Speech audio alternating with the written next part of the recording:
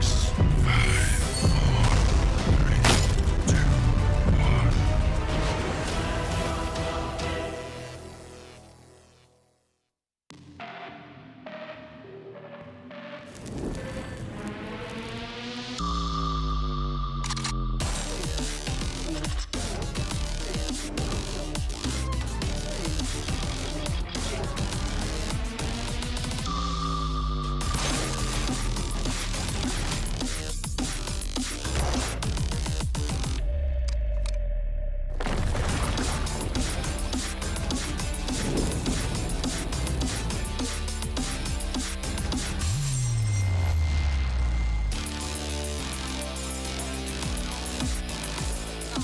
Jonah will be secured at least by Peter. The what? From afar, get high.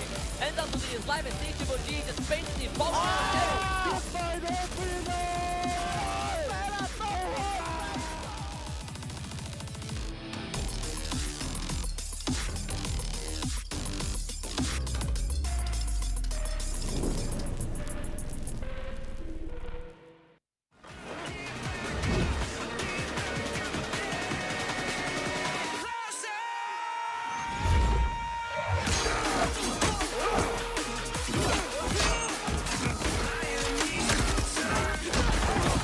Supplier! How'd you like them apples?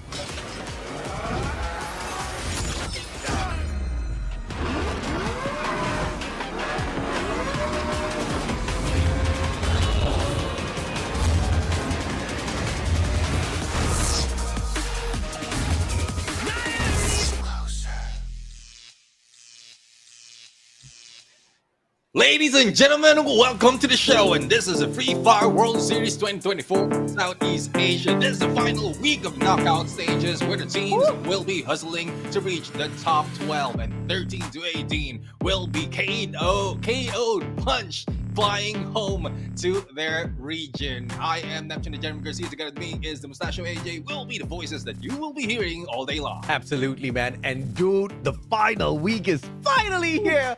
After 5 weeks of grueling battles, we are now in a situation where there's no if, buts, or maybes. You just need to get the job done, right? And of course, for the teams that are pretty comfortable in the top 12, they are still going to be fighting just to try out a few of those tactics that you're going to be executing on the final week, which is the planes as well as the finals itself, right? The point rush is going to be one where we are going to have them have that mad dash for those extra points. But of course, the focus for the next 3 days is only going to be on the bottom 6 here, Neptune. Yeah, definitely. I mean, bottom 6 is where everything might be jumbled. Some of them might be thrown off, especially with the rotation of the groupings that we have right now. But I am seeing a few teams who can be comfortable enough that they will not be going down unless they really lose it back to back all throughout the 3 days. Yeah, I kind of have a feeling I know exactly who you're talking about. GOW, Dewa United, Heavy, these 3 teams have a huge potential of breaking into the top 12, but that's of course going to be dependent on teams like PE Sports, Onyx, and RRQ just not hitting the mark this week. Here's the beauty of things. We know both Heavy as well as GOW are pretty well adept at getting those booyah in the competition. We have thus far seen some moments of brilliance from them. Dewa United, on the other hand, have been pretty up and down. They haven't been getting those booyahs, but they have still managed some decent rounds for themselves. So there's a lot of possibility here, right? But then when you look at teams like Toda, Flash, as well as Homeboys, the minimum here is 175 points away from the 12th spot. I think it's a little too much to ask. None of these teams, in fact, no team has picked up a total of 175 points easily within 1 week of play. You only have 2 days. Yeah, I mean, we might be able to point out a few, but they're already in there in the top, so it's very difficult, especially when you're in there in the bottom half of that, like outside of top 12, to be able to reach that level, especially when everyone is just comfortable. They are doing all their best to maintain that, and as well as you mentioned, they can try all the tactics because they need all that preparation. Yes, this is the last week of knockout stages, but we're going to go for the point rush and then the finals, and that's where everything is getting excited. But I'm getting too excited because we are still in knockout stage though. Absolutely, man. And of course, we'll have to wait for next week to see all of those shenanigans. Or actually, we actually got a break before we get into those shenanigans. But for the final week of play here, I mean, they need to try whatever within their tactics to get into that final circle before they start popping off. We've seen the weak point of these teams that are struggling in the bottom 6. It's not like they can't handle their fair share of gunfights out there, right? These are all pros in the world of Free Fire. The only problem is not being able to sustain too many of those battles. Now, teams that have managed to adapt to this sort of a pacing and avoid very heavy early engagements have usually walked away with massive number of eliminations towards the 3 final circles and of course the Booyah as well, right? There are moments where you see, or I have to say you do not see, teams like Buriram United, teams like Reverse Red, teams like Team Falcons, and they just appear in those 2 final circles and wrap up all of those eliminations to walk away the lobby leaders. Yeah, I mean, it seems like they calculated that already. Every time that they show up, they'll be able to get all those points. But speaking of showing up, the teams has been showing up, and like within the 3 months that we have in the timeline, and this is the final pink on our calendar right now before we head over to the blue and yellow. And again, this is the last week. I mean, it has been a very, very long journey, not just for us casters, but also for the teams as well. And it builds up even more as they get close to that grand finals. And this is what they are fighting for. The top team will be getting a lion's share of $100,000, and it keeps going down up until 10,000 for the top 12, those going into the grand finals. But for those who will be KO'd, they will be dealing with just 3,000 each from 13 to 18. Yeah, this is all just solid US dollars. So even as it keeps going down the bracket, down the ladder, it still seems like a hell lot of money, bro. There's just a lot to fight for, and this is how you rake up your points. You've seen it thus far throughout the whole knockout stages. You hit the Booyah, you get 12 points. Second place gets you 9 points, 1 point lesser for each and every single consecutive spot, except 11th and 12th that gets you nothing. But of course, you can sandwich, you can bolster yourself with all of those eliminations points. Each and every single elimination earns you 1 point. Yep, and this is where we will be able to determine if, in case there will be a tiebreaker, number of Booyahs will be counted as well as the total elimination. And last but not least, we have the survival ranks to top it off, just in case of the first 2, there's still a tie. But speaking of tie, I just realized, AJ, I mean, I was supposed to wear a necktie right now because at some point it symbolize I would say, your status. And I thought of a different reason to wear a tie because it symbolizes equality. Absolutely. You know why? Tell me. Because it's a tie. I'm gonna kill you later, man. I was expecting something a little bit more profound than that, but thank you, Neptune, for starting off the day with dad jokes already. Your team list, groups A, B, and C. Group C will be taking a break today. They will, of course, have Saturday and Sunday to play for. And yes, we do have 3 days of play, but as you guys are very well aware, each and every single day of play will only have 2 groups. Today, it's going to be Group A as well as B. And once again, the highlight's going to be on teams like GOW, PE Sports, RRQ. Basically, the teams here that are struggling to get it up into the top 12. Team Heavy as well as the teams that are trying to not get dropped into the bottom 6. Yeah, and there's a lot of shuffle that will be happening from the 9 to the 12 because it's very, very close between all the teams right here. And hopefully those who are coming from A and B, let's disregard WAG and Onyx Olympus at that point, will be able to gather so much point. They might be able to cross a very, very comfortable spot on that rankings, regardless of whether they rest all throughout or for 1 day of the week, they will still be in the top 12. And well, there's a lot of hopes that we're looking at right now. Hopefully they've done double, triple the homework, especially as they'll be facing off a lot of hungrier teams this time around. Absolutely, man. And of course, Team Heavy, the one that's sitting in the 13th spot, 41 points away from the 12th position, behind PE Sports, who also play today in the exact same group as them. They are definitely trying to catch up with teams like Onyx Esports as well as RRQ, the Indonesians that are currently sitting in the 10th spot. So these are all positions that can definitely switch around within the next 3 days of play. So we'll have to keep a hot eye on them. Team Expand, the team that has been a little hot and cold. They started off pretty warm and then they heated up and then they just went back to not their cold-blooded ways, but turning cold in terms of like a cadaver. By the time we get into the halfway zone, this team is out. They are huffing and puffing. They just do not have enough adrenaline, but they are, at the end of the day, in the top 12. But all of the adjustments need to be made before we get into the final week of play. Exactly, and looking at the stats right now for X-Roy, I mean, eliminations 1.4 on an average. This doesn't look like the X-Roy of the past, and hopefully he will be showing up this time a different version of himself, or an older version of himself from when they like X-Roy was really the Slayer. But based on the team stats, with the RRQ Kazu currently on 5.3 on average elimination, and their placement right now is just on the 10th spot of that leaderboard. So it's A and B right now, Expand versus RRQ Kazu coming from Group B, and pretty much on the same level in terms of team stats.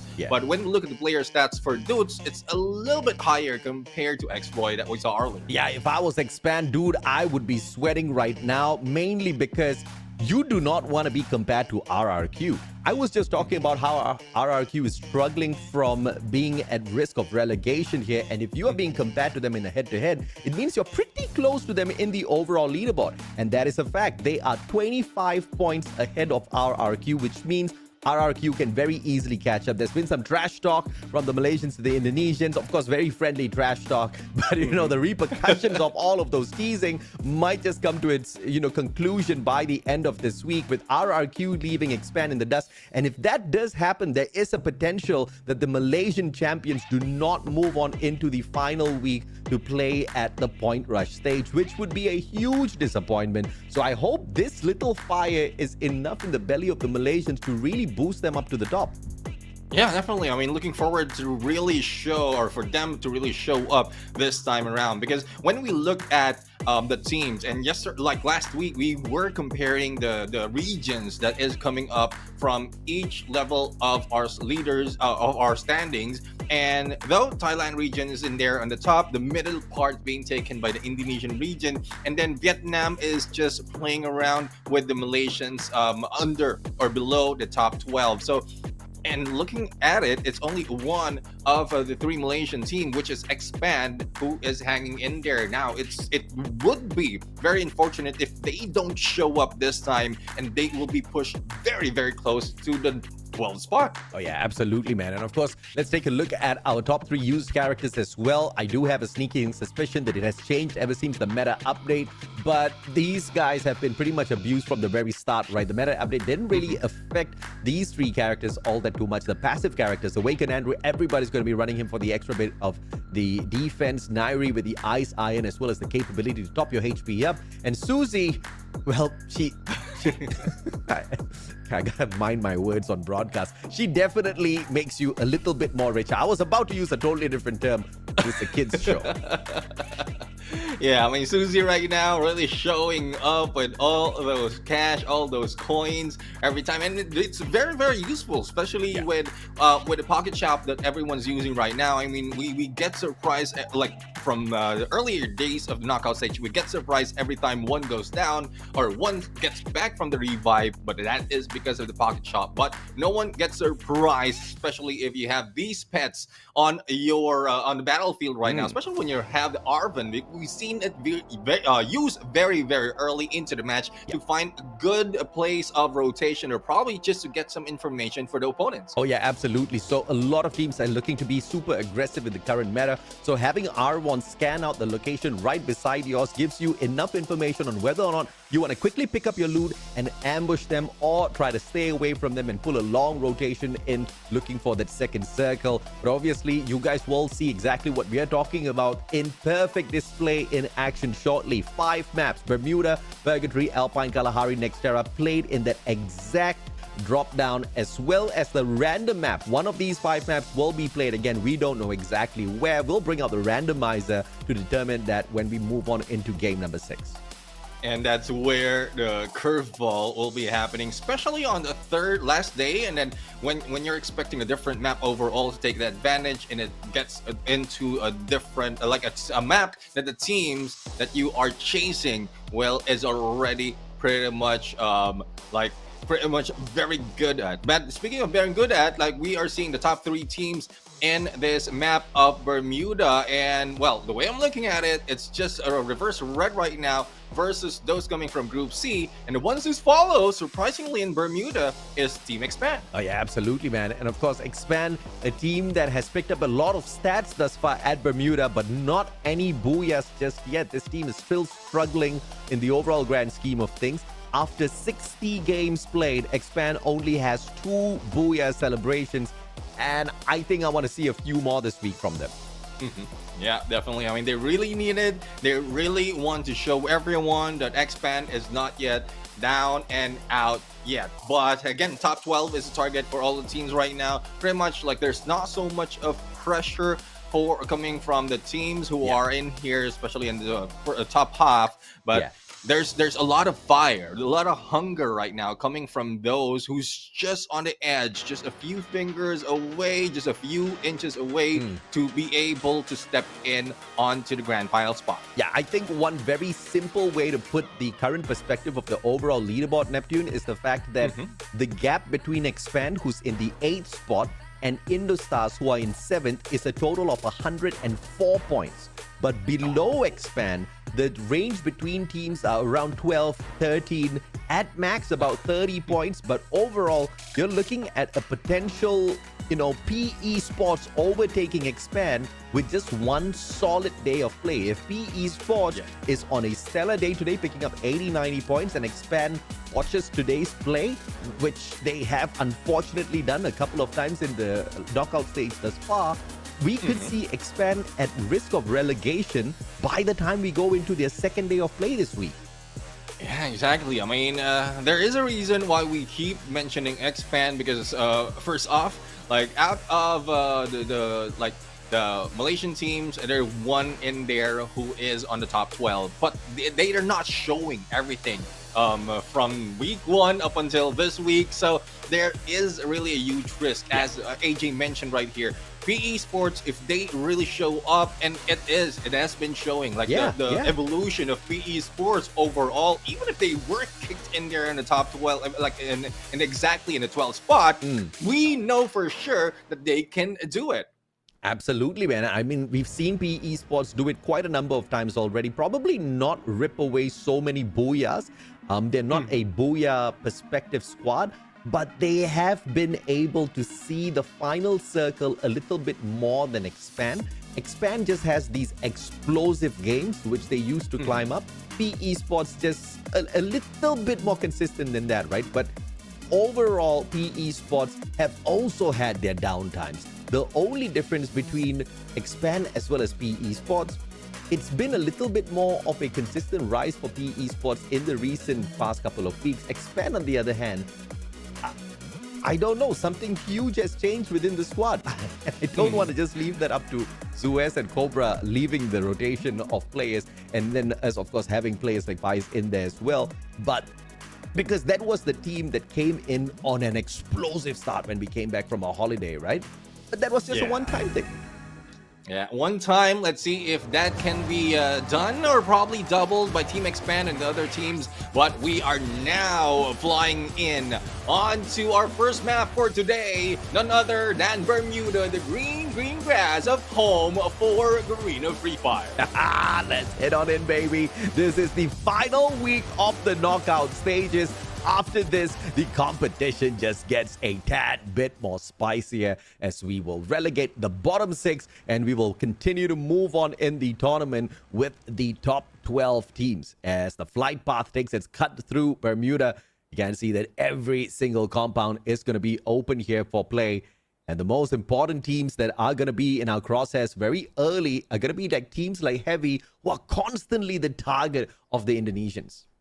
Oh yeah, let's see where Heavy will be landing. Will they be a bait or will they be the hunter this time around? As you can see, in the middle of the map, a lot of teams has already jumped in. We've seen RRQ Kazu, we have Heavy, we have GOW. It will be total chaos, especially once they grab all the loot. And PE Sports gonna try to take an early skirmish against the players who call Clock Tower as their home. The one and only expand that we've been talking extensively about. We'll catch up with them in a little bit as Team Falcons manages to take one very early point in the game as they have Heavy all cordoned off within the middle of peak. Team RRQ on the opposite side, so Heavy cannot make a quick run for it. Homeboys just waiting, eagle eyes watching from afar, all of this chaos breaking down. They might think of third-partying the situation, but they have no idea they're going to be the fourth team in there if they get in at the wrong time.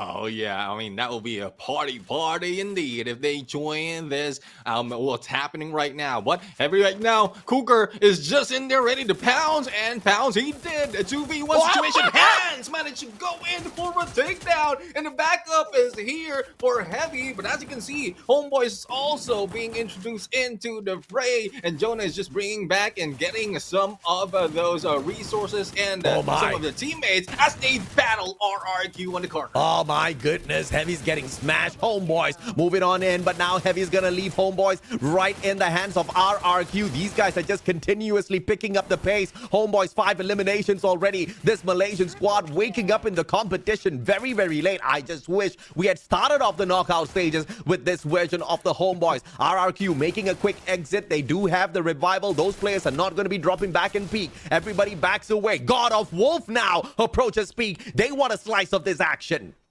Yeah, and I'm seeing a little bit of shadow of Indo Stars as well. A lot of action will be happening in a bit. 18 Deer has been spotted. Oh no, has spotted the Homeboys. Tag them up a little bit. Legaloth though goes down. And here comes 18 Deer for a surprise. Trying to take advantage. But only Butterfly goes down. The pickup can be done. Ali right now onto the side. Trying to go and get away. And trying to get an angle against 18 Deer. Oh, Butterfly just got revived. And that is the insurance policy for Homeboys. Butterfly's gonna flutter away, far away from peak. There's no way in hell he drops right back here. If he does, I'll slap myself and call myself Sally. This is no way in hell Homeboy's gonna take that risk. And GOW, of course, gonna be cleaning up shop because they're the only ones with 4 players in here. Alif's caught in a tight little spot already. GOW encircling the whole compound, and Indostars might just fall prey here. Iza does get dropped, but Alif just doesn't have enough HP to get the job finished off. Dian brings that revival back through,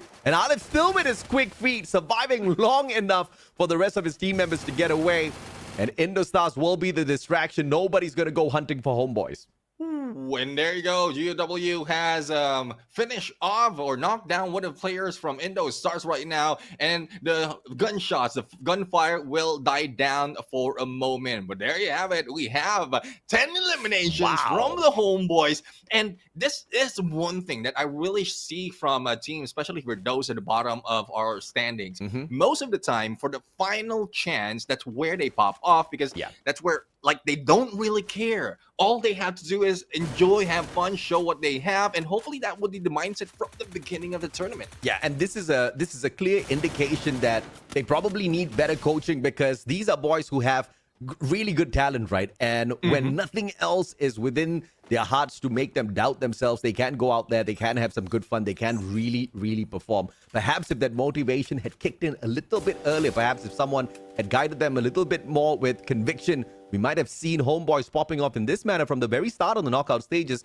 which would have been a very different version of this story, right, in terms of Malaysian dominance, because Expand has really been showing everybody out there. But even with them now suddenly faltering, we could have had a situation where Homeboys had overtaken them if only they had a better start. Yeah, I mean, let's see if that continues right now. Luffy, though, falls down from the hands of Team Flash, a volley. And let's see if they'll be able to go in for the rush. Here comes Yan Bin from the side, and there goes the hit. And Faiz goes down from the hands of Yan Bin. He's being stolen from his teammates. But from the outside of the blue, we are seeing Indo Stars, or half of Indo Stars, trying to get in. And here comes a few of the players. Alif comes back, and hopefully he will be able to survive this. But I think Liam has already spotted him and might be able to bring him down. Ooh, the grenade just clipping his back. Alif has got a medkit to work with. Liam sends yet another. And 110 HP taken away. Alif doesn't have those grenades anymore, but I mean, this is the time to go in for that rush. Liam chooses to patch himself up. Alif has that full HP right back on his side, and there's just no way Alif gets out of this sticky situation. Homeboys out in 11th. Once again, a massive collection of points through eliminations, and then an early exit as well that has been plaguing Homeboys from the very start. Yeah, I mean, it looks like what we keep seeing from Expand from the early days of the knockout stages. But again, there's still a lot of hope from them. And hopefully that, like, in the next tournament that we see Homeboys and, like, we can see more of that fire, more of that aggressiveness. But speaking of fire, I think with the team of Expand, they're now being burned right now by Team Falcons. Yep, Kent's down and out of the equation already. Team Falcons, a team that has fallen prey to Expand quite a number of times in the knockout stages. You know, if you put a 4v4 between these two teams, it could be a 50-50, but through consistency of, you know, the fire within their hearts, through the consistency of finding that final circle, you really got to give it to Team Falcons. You know, if it wasn't for Buriram, they would be the most dominant team in the competition, hands down. Oh, yeah. I mean, it just shows they have maintained their second spot, and all throughout the previous weeks that we have after the rest that we had a knockout stage, and like they are trying to find the consistencies that they have from the early days as well of this competition. But as you can see, Stalwart Esports right now, I mean, we are seeing a little bit of a fall from them because Stalwart Esports, there is so much of potential, especially from Do, but they have been cut in their approach most of the time because they are just like they are not showing that much in this tournament. I mean, sometimes people try to show a lot and then they get snuffed out very quickly, like the flame on a candle, in a very low breezy day. So I guess they want to keep that flame going for a little bit longer by staying silent as much as possible. Just like how Baros is trying to stay silent here. Tosses out a nice grenade. The Poppy shows up from the title corner of the glue wall and pops Bards. One more down for Stalwart, but the recovery is not going to be impossible for the rest of them. Yeah, I mean, let's see if they'll be able to recover this much in the battlefield right now. Though, so far, I mean, all the gunshot, all the fire, all the engagement has died down right now. And I guess with the 10 teams, all they have to do is wait for the 4th as well as the 5th because they have plenty of time and plenty of space to work with. But in those stars, not waiting at all, RQ Kazu will be their target. And once again, Legoloth goes down. But as you can see, reverse red diamond trying to go in on a 1v2. But we have his backup onto the sides right now, who is also going in through that portal go. Let's see if or not reverse red gets got a full out of this equation here because they've already found a good defensive spot and they barricade all of the windows with their glue walls before making that full escape. Now all they need to do is just check for this tight little corner. The portal go used as well for GOW to put some solid distance. And now they just want to see if or not anybody appears from the opposite side of the portal go. Reverse red not falling for that. Isa unfortunately gets caught, tagged from the tight little corner on that flank. And reverse red gonna be cleaning up house here with that long range on the setup. Diamond CQC with the Trogon as well. But D Kwang has managed to put quite a bit of distance, pulling them away towards the right hand side. And we do have a survivor walking away towards the left as well. God of Wolf needs to depend on this decoy to continue surviving. I love the distraction they're doing right now. At least one will be able to survive, manage to get away. And even the one who was a decoy is still not being found. But finally, there goes the takedown. Expose was able to hit him outside of the blue. But Team Flash right now changes the scene as they're the the elimination leader right now with 7, but still hasn't beaten the 11 points that Homeboys had earlier. Yanbin with the elimination onto Sci-Fi as well. Stalwart not having a great day, and Team Flash of all teams bullying them to a corner. The Vietnamese squad hasn't really had many great days in the knockout stage thus far. So hopefully they have as much fun as possible within the next 2 days of play. Indostars having a full team revival as well as we continue this action. Team Falcons coming across PE Sports LBT with a great position on the roof, but not the best of guns to be holding. He does have the Woodpecker as well. Oh, yeah. I mean, LBT, like even close range engagement on final circles, we've seen him perform. Let's see if they'll be able to do it this time around, backing away into the other compound, and they might be able to spot out Team Falcons, especially for those hanging out. But there goes the introduction of Team Falcons from a few of the side. But they need to run, though, because the blue will be chasing them, and it might give them an opening for PE Sports, but they can also be shut down by teams already on the other side. Oh, they wasted quite a bit of time, and now the circle's going to leave them high and dry as they get tagged up by the circle. Not only do they have to get into the safe zone quickly whilst using up a couple of their medkits, they also have to avoid each other because open grounds on this map, especially with where the circle's dragging them, this is just not a conducive environment to be traveling out in the open. Shins, I mean, this one just doesn't stop between Stalwart and Flash. They've once again tickled each other. And Reverse Red hearing all of these gunshots going towards the edge of their own safe zone to see if they can throw some shots towards them as well.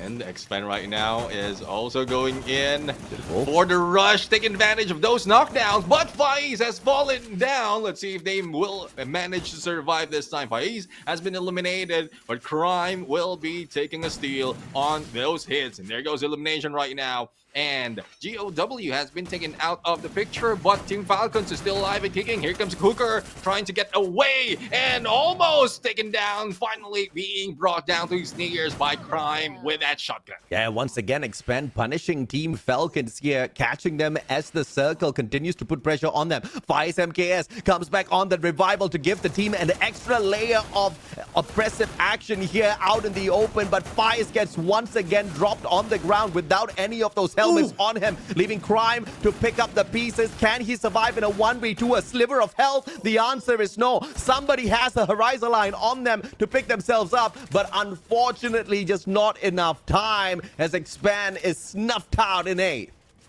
Team Falcons really have to thank St. Peter in that battle. He was able to go in for the clutch and manage to bring down a few players from Expand. And also will be able or might be able to bring back all those teammates, and since they're safe in a good distance against the opponents who are fighting on this bridge, they might be able to recover and pick up all those resources. PE Sports, we were talking about them earlier. Let's see if they will be showing up this time with all the aggressiveness. Team Flash will be the target. Poppy right now is trapped and trying to heal up, but with all those being thrown at him, will he survive? Whoa, PE Sports, 6 eliminations, and Flash is just not gonna have an easy one against them. They just keeping everybody here, but the circle catches up with PE Sports as well, putting them now in a little bit of a predicament. Team Falcons closing in from the left-hand side. This is gonna be an impossible task to get into the circle if this continues. Reverse Red shutting down one after the other. Players from EVOS Divine. G'day, the final player. Can the captain pick Abex right back up? He needs to focus on his own HP as well, as Diamond tops his own health right back up with the Trogon in hand. G'day really needs to fight for his life.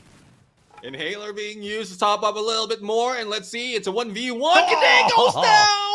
And that is so unfortunate for them. Also, we are seeing a few more in the battle. Cougar is on fire, is still right here, but PE Sports, 4-man strong. Oh, I spoke too soon. Don't Cry has been taken down, but they have 9 eliminations already and a good chance to go into battle against RRQ Kazu. But still, this was the performance that we were talking about. PE Sports, a team that's very capable of overtaking even Expand if their steady climb towards the top continues, and Expand's downfall goes ahead to continue as well. This is going to be a risky situation to be holding, though. PE Sports just doesn't have much of a choice. They can't step out of their defenses because of what Falcons as well as Reverse Red are trying to do outside the circle here. But a good switch of position. RRQ now putting pressure on Team Falcons, and PE Sports with a portal goal says hasta la vista to everyone to get into the middle of the circle. They get into the middle. They will be able to gatekeep. Now, this is revenge for PE Sports against RRQ Kazu. There goes the Melter, and Razor's trying to go with the flag, but Diamond also managed to go in with that rotation. And let's see if he can survive this. Information has been relayed. Diamond will be broken and cut, and we are now up with 3 teams remaining. Yeah, smart play by PE Sports here, running straight towards Diamond as he was taking shots at them from the back, and that guy just immediately got scared, backed away. PE Sports continues to survive. Very smart play and decision making there. Now RRQ can decide, do they want to tickle the Falcons, or do they want to go head to head with PE Sports? Either way, massive round for the Indonesians as well as the Vietnamese squad. Falcons, on the other hand, just always trying to make sure they at least take the second spot for themselves.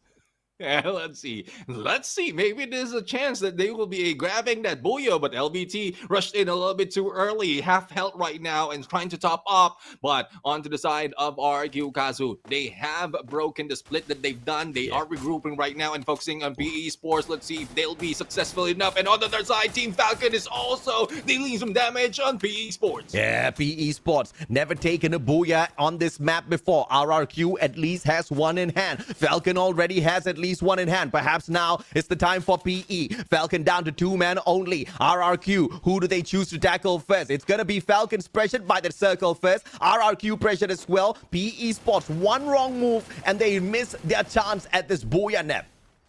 Yeah, they are just in a standstill. It is a standoff right now. 3-way Mexican standoff, as we can see. And all they had to do is wait for the blue to close in and find the rotation, whether left or right, because either way, they will be finding an opponent. Now, PE Sports being pressured by both teams. Overall, they have the lower ground, but that's a little bit too close onto Team Falcons. That might be initiating the fight between them, and then PE Sports might be able to take advantage. Yeah, good inch by inch. PE Sports just finding the circle. LBT not moving just yet, just waiting for the very final moment. PE Sports forced into a gunfight with Falcons trying to back away, and RRQ catches them from the opposite side. Dutz tanking a little bit of damage from the circle as well. Narrow versus Dutz. Dutz with the strongest shotgun in hand. Narrow with the SMG, and the sprays from inside. Here goes LBT, and with the M1887 drops Razor as well. LBT with a masterful place. Here comes Cougar. 1v1. LBT goes down. Dutz trying his best to survive for RRQ. Mal on his feet as well. And it's now between RRQ and Falcon, and the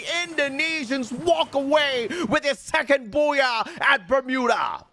RRQ Kazu, they showed up in there with all the engagement. They matched up their pace together with Team Falcons and PE Sports, but they remained on top. That was a 2v1 situation and not a easy task to win, but they managed to survive despite of being taken by 2 teams. We have Maal, Razor, Legaloth, Abai High, and Dutz right now. And Dutz, the guy who was featured before the start of the match, showed up with that final elimination. Absolutely, man. Now, both of these teams are below Expand. RRQ is 25 points behind Expand. We need to see exactly how this changes on the overall leaderboard. PE Sports, of course, much further away from Expand, but Expand faltered a little bit too early, and PE just nearly walked away with the booyah on their own here. And this is a very bad sign if you're the Malaysian squad. You need to catch up, because the other teams that do have this fire burning in the pit of their tummies, they are bringing it out, man. They are putting in the hustle and they're finding that final circle. Everything is going their way at this point.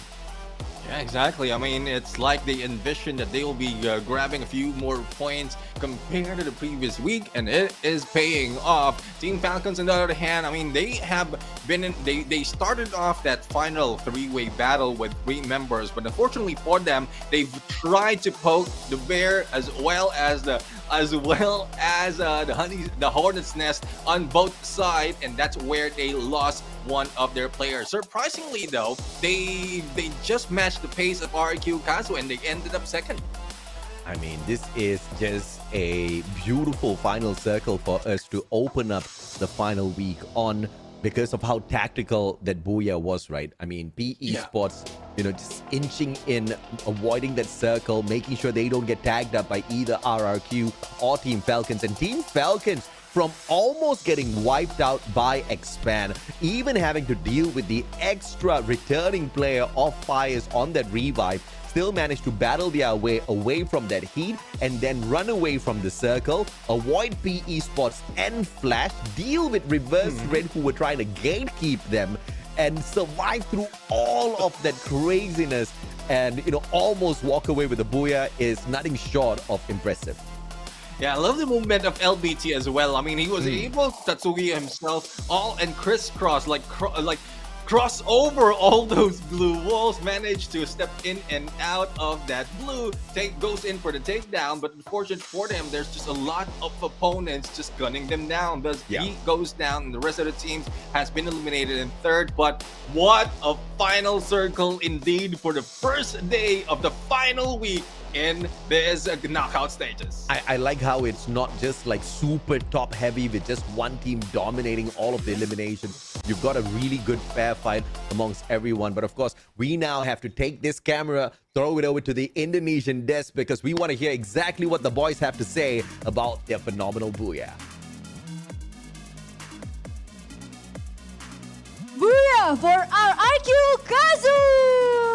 Woo! Congratulations for you! Wow, kudos. And right now, I'm with Dudes, one of the player in RRQ Kazu. For information, Dudes, Predator in local league, sorry, and you have to ready to answer in my question, right? So first of all, what's the most difficult map for you in FFWS SEA 2024 Spring so far?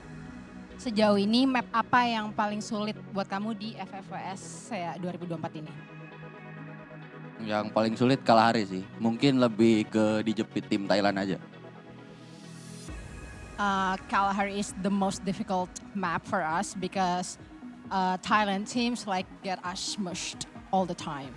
Okay, but RRQ is a strong team. I'm sure this. And next question, how do you adapt with a new roster like a Maal? Gimana cara kamu beradaptasi dengan roster baru kayak dengan adanya Maal? Gak ada sih, dia orangnya lucu jadi gampang adaptasinya. No specific thing because Maal is funny, so it's easy for us. Okay, it's funny. Next question, what about strategy? What was changed? Kalau dari segi strategi, apa yang berubah? Nggak ada, kita lebih maksimalin sisa game kita aja. There's no really change in strategy. We're just getting our strategy to the max. Okay, one more questions about anything you want to say to your fans? Ada yang mau disampaikan nggak ke fans kalian? Ya thank you lah udah dukung kita sampai akhir week ini. Kita struggle di pertengahan week dan kita perbaiki di akhir week sampai grand final. Thank you for keep supporting RRQ. We were struggling in midweek, but we will keep doing better until the very last week. Okay, good luck for your team and you, and thank you so much for your team. So, are you ready for the next round? Okay, we ready for the next round? So, please, Caster, take it away.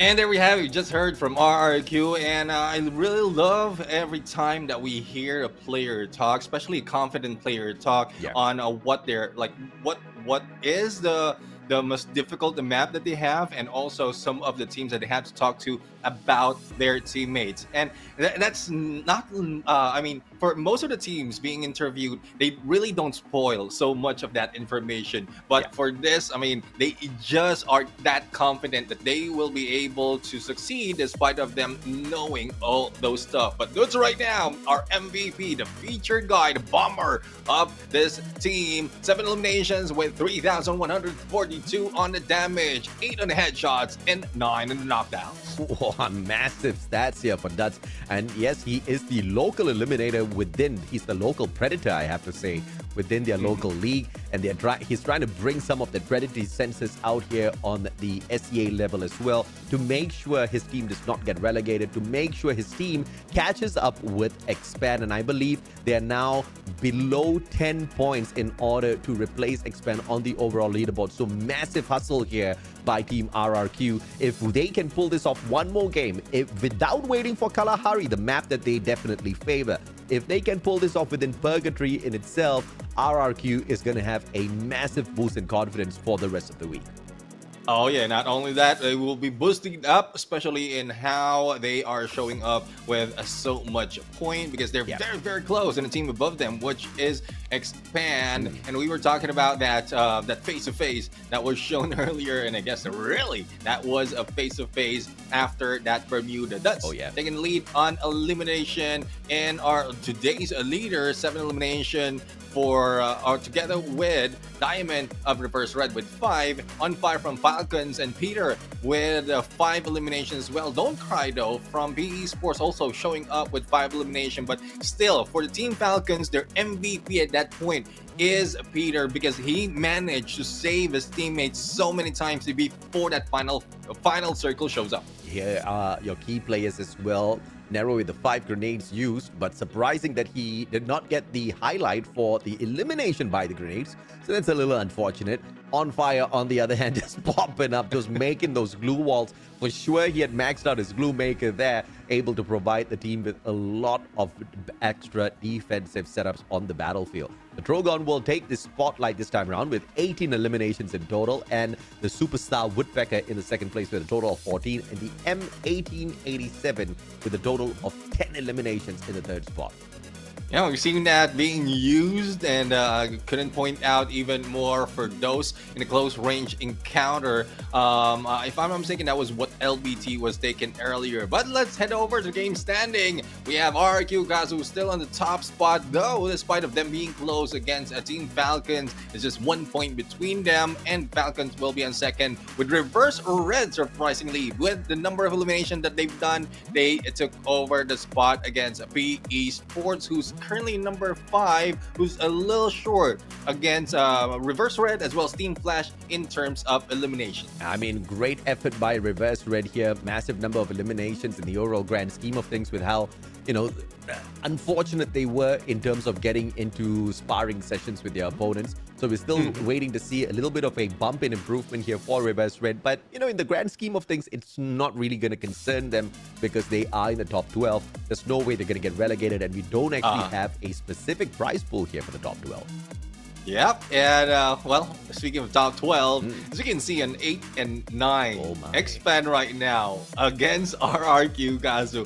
Very, very close, and this is a tough spot right now for Expand. I mean, as much as they want, they really don't need a 1 spot or going down 1 spot. As much as they need to move up, it is not showing up right here, especially from that first map. And RRQ Kazu just showed otherwise and grabbing that first booyah in Bermuda. Expand has 5 more maps to wake up before they get shut down. You know for a fact RRQ is showing that they are more hungry, the potential of being overtaken by the Indonesians just purely through the recent performance and statistics that RRQ and PE has been pulling off, you know, gives us the confidence that that can be done. Expand has been throwing up a lot of question marks in the air, so this is definitely going to be a storyline we continue looking out for as we continue in the day. Looking at the best teams to watch out for on this map, Buriram United Esports, Attack All Around, as well as Team Falcons. Unfortunately, we won't see 2 of these teams play because the top 2 teams are from Group C, so we'll have to focus on Falcons, Reverse Red, as well as EVOS Divine as our top 3 teams here. Top 3 teams in like with the teams that mentioned by AJ, but unfortunately for them, they haven't grabbed any booyah yet in Purgatory. It just so happened that they have a lot of consistency in placement as well as a lot of elimination. So I don't know. This might be the day that they will be grabbing that booyah, but there's still a threat of Stalwart Esports, Yep.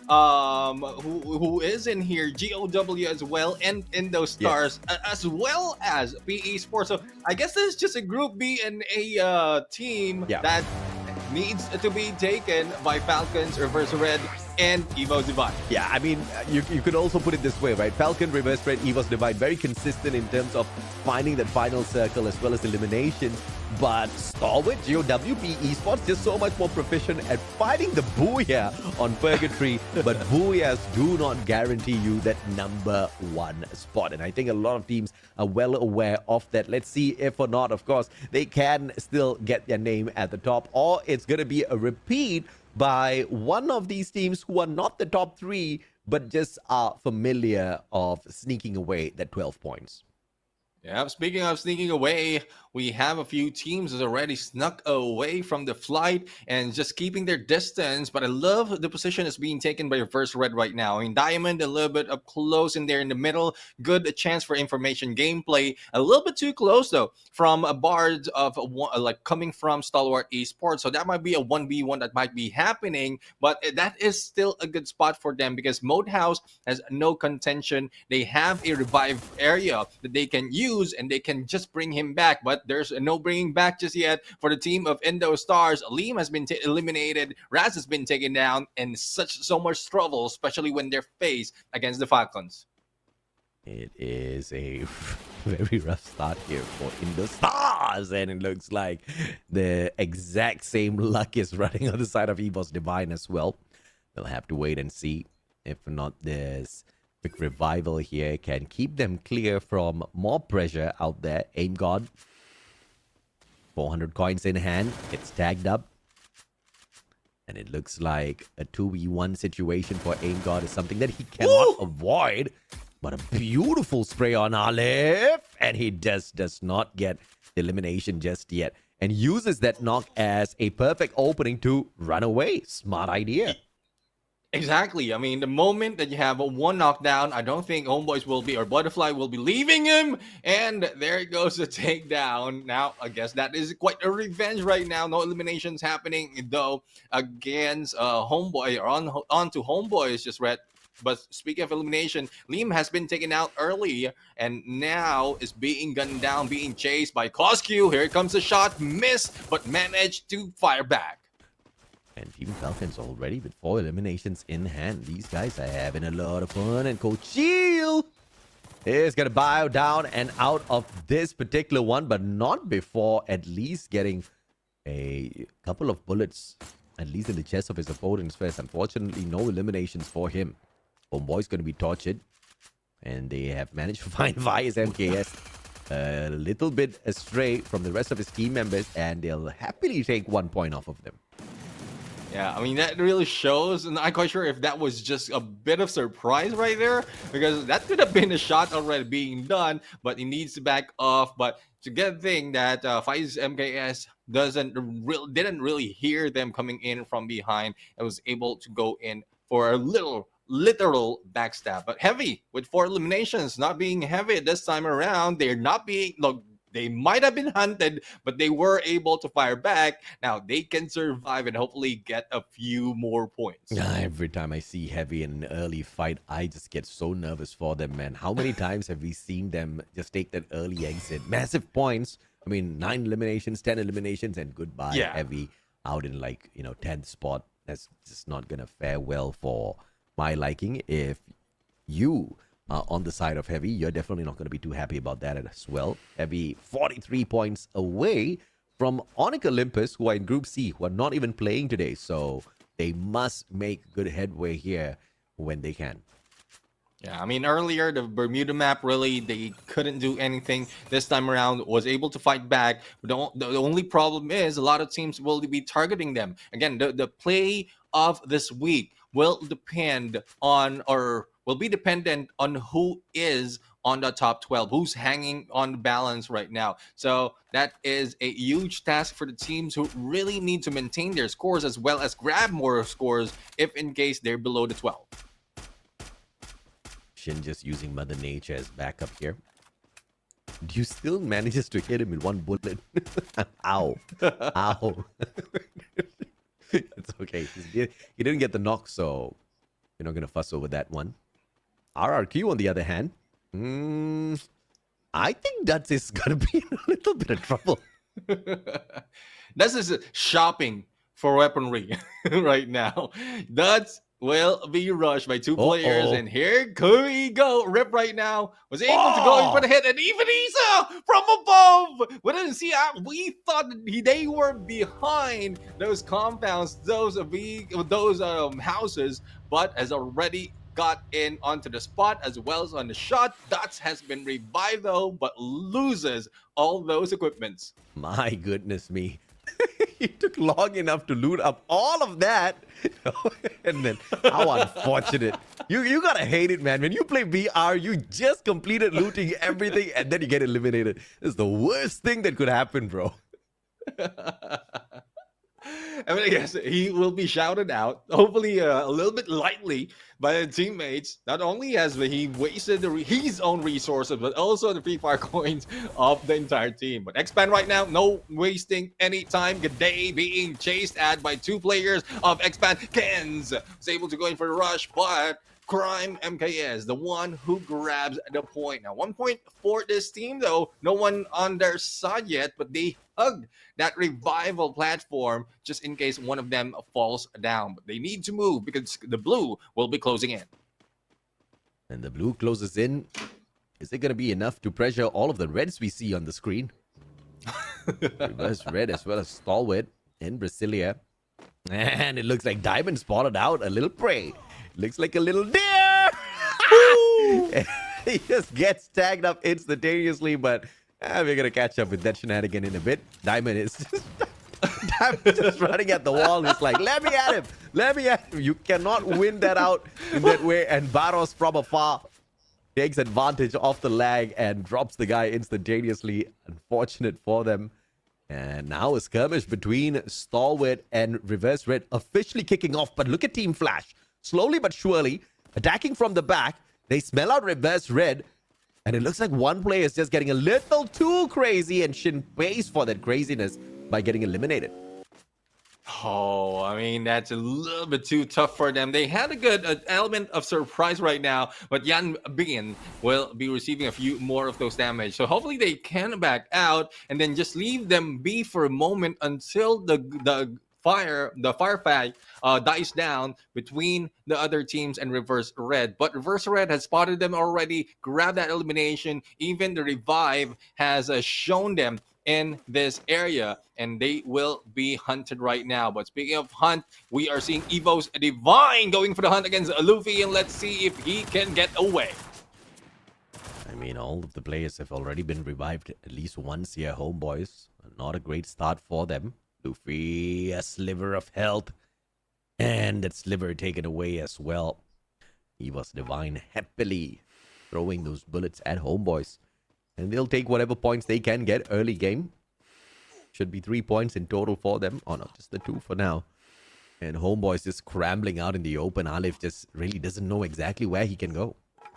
Yeah, I mean, nowhere to go, especially as the path towards the safe zone is being covered by the opposing team. In those stars, though, they were in trouble earlier. 18 Deer has been revived right now, and they're just keeping their distance. Though they are in the open right now, a little bit too risky, but the distance that they have can be a surprise that they can utilize later on. GOW, no surprises there. They have 6 eliminations already, and they're trying to grab a little bit more, though they are not that near on top 12.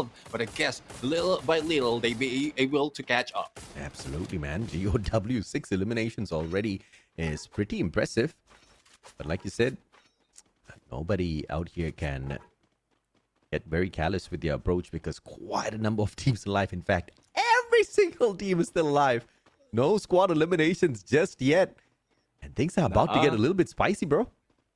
Oh yeah, I mean we're ready in the second phase, heading into the third. And earlier we have 10 teams in that exact situation, and 3 or 4 is already battling it out. But right now we're dealing with Purgatory, which is a huge map. So there's still plenty of time. There's still plenty of space right now to play with. But for how long? That is the question, because we have the waters in there, and hopefully they will not be caught into exit, and especially when they need to cross the rivers. Now, Luffy, the one being hunted earlier, managed to get back, fires against Nero, and there goes the takedown. Oh, fantastic shot, but not converted into an elimination just yet. Luffy looking to take a 2 for 2. And the AWM's not going to be penetrating those glue walls just yet. The pickup's been completed already. Now Luffy missing out on that 1 point. Spots LBT on the right-hand side. Now Luffy, from being the hunter to the hunted. Can he continue to place pressure on them? Whoa, clips another headshot. But there's a player running straight at him. Oh my God, what a jump shot, Luffy! It's a charge buster, but still, that's still just a knock. And no elimination for Luffy just yet. Dude did so much and yet did nothing. I believe that, I mean, I couldn't count out what he did, because so far, if the rest of the teams of Homeboys was close with that the other team, and he was a distraction, as you saw earlier, even the pocket market has been used to revive Luffy, then that gave their teammates a little bit more time. But let's see, Indostars right now going in for the rush, and a few players from Homeboys spot. He's being gunned down and will be taken out by the skill. And now Indostars will grab their third elimination. I am not a fan of teams who's playing outside of blue, especially in the third phase of the circle. That's too risky for them. Yeah, it's gonna hurt, but not hurt like a breakup or anything, so they'll live. They'll survive this one. RRQ looking for the circle. They don't want to deal with Falcons. They're like, hasta la vista, we'll catch you later. But you're gonna walk straight into 2 Vietnamese squad. Now the Indonesian's gonna be truly tortured. Kabi holding on to the very edge of the circle, and now this is just gatekeeping galore for GOW and Heavy. Yeah, let's see who will be able to tag who first. G'day right now will not be picked up, and we'll be saying G'day for a moment now. Stalwart Esports going in for the rush on the ground floor. Stop right now onto the approach and moves up onto the second, and will not find anyone as Evo's Vine has already jumped out. Now Ju will try to go in from the stairs into the window and might be able to spot them on the other side. And Stalwart just stalling for time here as Evo's Divine waits for their presence. UAV sent out. Everyone scanned. Nobody wants to take action now. And Homeboy's just tanking shot after shot. What a toss, Boon James. Does it connect? Oh, my mama, it does! What a throw!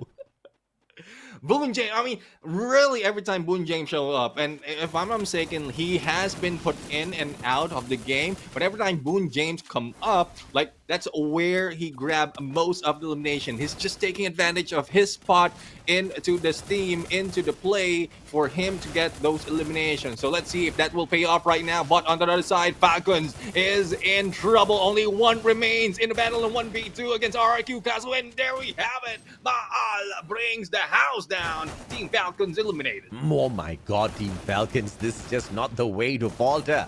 And Indostars, on the other hand, they are going to drop one after the other. Narrow with a god nade onto Raz on top of everything else. And PE, 2 games in a row, performing this fantastically. I'm excited already to see what the Vietnamese squad can do. Reverse Red on the opposite side of things, up against RRQ, all barricaded inside the house, and they just do not have enough time to knock down those glue walls. In the meantime, Indostars are out. Indostars is out for the count, and another team will be taking that elimination leader on to the 7th, or with 7 elimination, and they had been hanging back in there on the 2nd floor of the compound, not really showing up so much in close range engagement, and that's how you do it. Despite of like, I would say, being passive, you can still spot a lot of teams, especially if you have those long range capacity on your weaponry. But as we can see right now, the blue will be closing in as Reverse Red will be getting close to GOW, who is smack dead in the middle of the circle. That might spell trouble for GOW. It's definitely going to spell trouble, but if they can just keep quiet and hope and pray that, some sort of mighty force in the universe keeps all of the attention away from them and keeps the attention in the periphery of the circle. They are going to be blessed because they do have a compound of defensive spot to work with. And everybody else has got a little bit of action going on at the sides here. So GOW is going to be super blessed. 12 more seconds. Everybody is just going to be in pure chaos. And GOW is just going to be laughing all the way to the bank. It would be very disappointing if they don't get the booyah this round.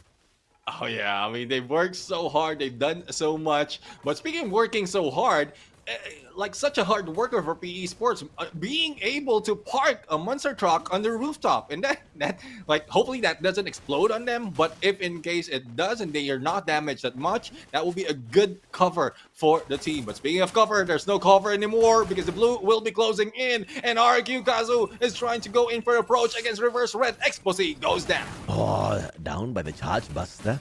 He's spot farming as well. Not looking good for reverse red. RRQ stuck in a little bit of a pinch here outside the circle, and they just keep the very edge of it. Just too much of chaos breaking down. Dude, 15 minutes in, 8 teams still alive. This is just way too much. He was divine. Ray doesn't have much of a standing outside. RRQ manages to find their way in. Everybody wants the house from GOW. I mean, GOW, they're gonna huff and puff and blow the house down, but all they have to do is stack up all those walls and they might be able to go in for elimination. Lee Kwang has been taken down, knocked down. Isa as well goes down. And another one for GOW. Hopefully they can recover, and yes, indeed, they were able to do so. But who is the big bad wolf? Is it Stalwart Esports just hanging back, just spotting them, or Team Flash on the rooftop as well as those in the windows? Spells so much trouble, especially with Stalwart Esports right now. Oh, dude, PE Sports still here. Stalwart's here. Expands here. RRQ's here. Flash is here. Heavy is here. This is a crazy circle. Poppy with a long shot. Ken says goodbye. Headshot all over. No vending machine to play the revival. Expand now needs to just deal with the 3 players. All those grenades being sent towards Team Flash. And here comes those portal goals as well. There is a potential here for Team Expand to just jump right behind Stalwart. Not going to happen just yet. PE Sports flanking from the right-hand side. Everybody moving in towards the center, and now the Indonesians meeting the Malaysians as well. But Expand will have to take the 7th spot. They moved 1 second too early. Now, as Team Flash wiped them out using Portal Gold for the surprise hit, and Team Flash, just in a flash, managed to take them down. Heavy goes down as well, number 6, and Team Flash have that momentum right now. But RQ Kazu is in a rampage, trying to cross over all those blue walls and bringing down Team Flash to their knees. Absolutely, man. And RRQ, 12 eliminations. Do this, guys. Are just going for the back-to-back superb rounds in here. And with Expand exiting before PE Sports, this is just not good. Before both PE and RRQ still alive and kicking. GOW still going for the booyah as well. 11 eliminations. Here comes the pop onto RRQ. Good blue wall pulled down. That's caught out on the periphery as well. The circle tagging him from the back. LPT dropping player after player. Backs away. GOW now on the menu. And both players down. PE Sports walks away with the booyah. Oh my goodness, we spotted them right here in a good location, in a good position, in a rooftop in the middle of the battlefield. But they are the ones who ended up the final winner, the final booyah takers in this Purgatory map. What a show, what a game.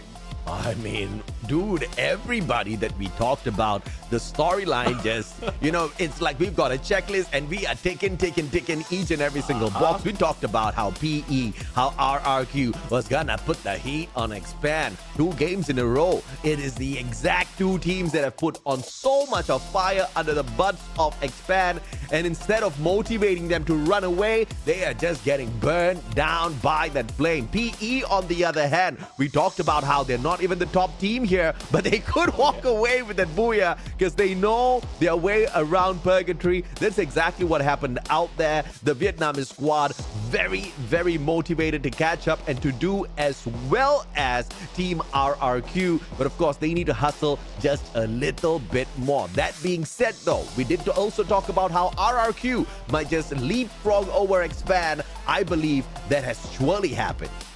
Oh, indeed. I mean, especially with the performance that we've seen right now from RRQ. A lot of eliminations even before one of their teammates has gone down, and Team Expand really unlucky in those battles. And this is the start. This was the beginning. Faiz for the backstab, and the moment Faiz just goes back from the revive, he has been spotted and tagged up all around. Now, Nero was not that lucky in the early parts of this game, but it's a good thing they had the patience to back away when they need to, because we pointed out how many teams are in there in 15 minutes of the game, and they understood that there's so much chaos that will be happening, and they can take advantage of that later on. Oh yeah, absolutely, man. And GOW had an explosive round in here, wiping out Reverse Red of all teams. That was just insane to watch out there, but there was just so much of action breaking down towards the very end. I mean, what is it about week 6, Neptune? We're getting great circles, great matchups, great fights, all the way down onto the final engagement where we find the Booyah. It's just all out chaos.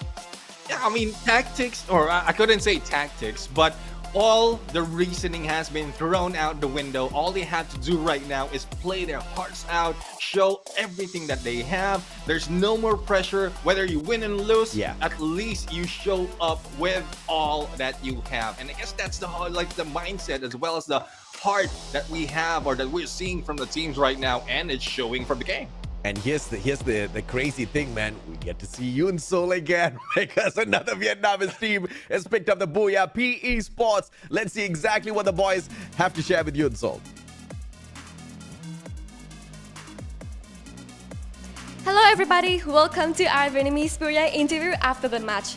Right next to me is PE Nero. Can you say hello to the audience please? Thì không biết là Nero có thể gửi lời chào đến các bạn khán giả được không ạ? Hello, xin chào tất cả mọi người. First, congratulations for having your first Booyah of the day. Congratulations. So, what is your feeling right now and what will you do to keep this momentum? Lời đầu tiên thì mình sẽ chúc mừng Nero cũng như là PE Sports, các bạn đã rất là thành công trong việc lấy được Booyah đầu tiên trong ngày. Thì không biết là cảm giác hiện tại của Nero như thế nào và bạn sẽ làm gì để tiếp tục cái phong độ này ạ? Mình cảm thấy khá là vui bởi vì tuy mình gãi sớm nhưng mà đồng đội vẫn có thể gắn được mình top 1. I feel really happy because I was falling apart, was falling right behind them, but really happy that the team is really strong, so they can carry Nero. So this is your first time interview here, right? Thì đây là lần đầu tiên Nero được phỏng vấn đúng không ta? Dạ đúng rồi ạ. Then, so this match, I would rate this match as a really intense one since I remember like 12 minutes, all of the team is still there. How do you feel about this match, and do you guys having any stressful when you guys are communicate? Thì đây là một cái trận đấu theo như mình đánh giá rất là căng thẳng, bởi vì như các bạn cũng đã thấy rằng là khi mà vẫn còn 12 phút thì 12 đội vẫn còn nguyên. Nero đánh giá một trận đấu này như thế nào, và các bạn cảm thấy rằng là cái sức áp lực này nó có ảnh hưởng đến cái cách mà các bạn giao tiếp với nhau không? Tuy trận đấu khá là căng thẳng nhưng mà em nghĩ là không ạ, bởi vì tụi em đã đi với nhau quá lâu nên đã quá hiểu nhau. This match, I have to say, is really intense, but to be honest, we have been together for a really long time, so we kind of understand how do we communicate or what will we do in this match. So how do you rate your rivalry? Who that you met that much and how would you rate them? Thì không biết là Nero và đồng đội của mình cảm thấy rằng ai là đối thủ mà mình phải chạm trán nhiều nhất, và bạn đánh giá về họ như thế nào ạ? Em nghĩ là ST, họ là một đối thủ rất là mạnh, cạnh tranh trước vô địch nên tụi em sẽ phải rất là đề phòng. He feel ST is the most competitive rivalry that they have met in the game, and he said that ST is really strong and they all compete for the championship, so they would try their best to compete against with STE. Then do you have any words you want to send to your rivalry?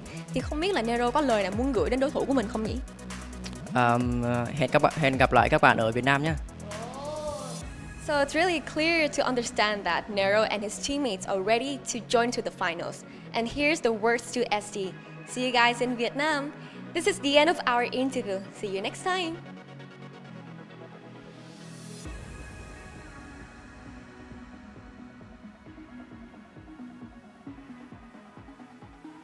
There's a reason why I really, really like Yoon Sol as the host. Every single question that I'm thinking of in my head, she's asking the boys out there. And I was thinking as well, right?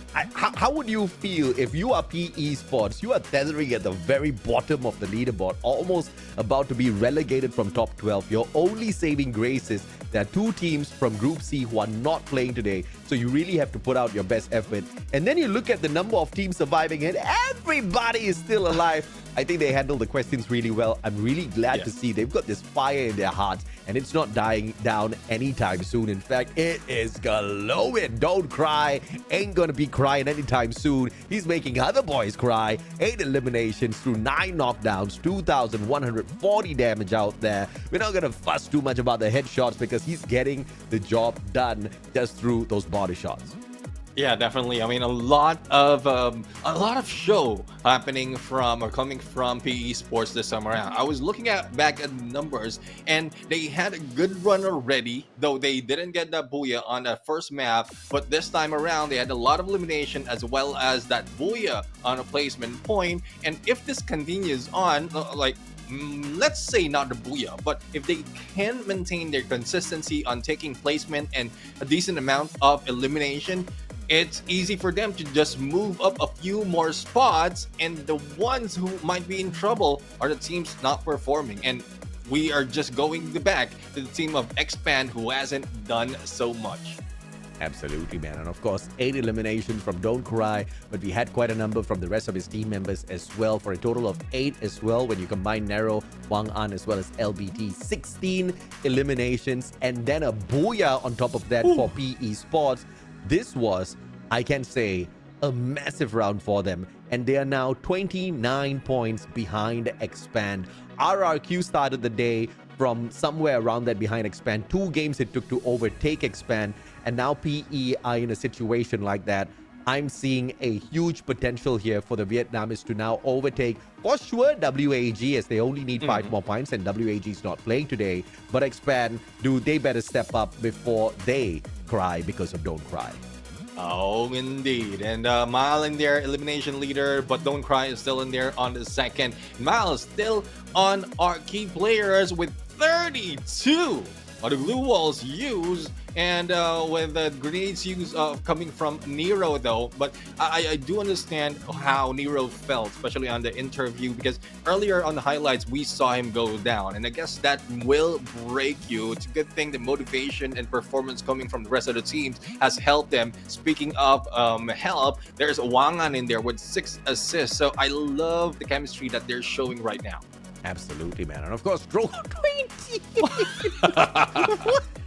28 eliminations with the Trocon in this match. Nobody, and no wonder we had a crazy final circle, bro. People just find it so hard to find the long-range weapons this time round. The other weapons are just not doing the kind of damage the Woodpecker does. So everybody being forced to pick up a close-range weapon in the Trogon. Not a lot of those grenades as well. So you just have to use the shotgun option through that. So, okay, it just makes so much of sense why the final circle was like that. And I love it. If this is going to be the drop rate of these weapons, I'm going to take that with a huge smile on my face. And dude, once again, the 2 highlighted teams, PE Sports, RRQ, performing phenomenally well for themselves, climbing up the leaderboard. In fact, the top 2, GOW performing very well on this map as well. We did talk about how they already have 3 booyahs here. Those Suns managed to almost make it 4. Crazy stuff. And they did take the second spot at the end of the day, only overtaken by RRQ because of the eliminations. Yeah, I mean, I really love how GOW has taken the position, as well as they're slowly moving up, because GOW, I mean, it might not be that close in terms of points right now, because as you can see, 568 versus the 500 that GOW has. But if they continue their gameplay, not only in Purgatory, they might be able to get really close against Onyx Olympus, as they have been pushed down by PE Sports after that booyah. And this is just PE Sports all the way from the first 2 maps. Oh, yeah, absolutely, man. And I just want to see this continue through the day. They've got 4 more games to play. And dude, if you are off to a fantastic start like this, why not just show us exactly, truly what PE as well as RRQ is capable of? I want to see more effort, but I also want to see what all of this piling pressure does to a team like Expand. Does it force them to finally break, or is this gonna be the new uprising? We'll have to find out, not now, but after a quick 5-minute break. We'll be right back with you guys.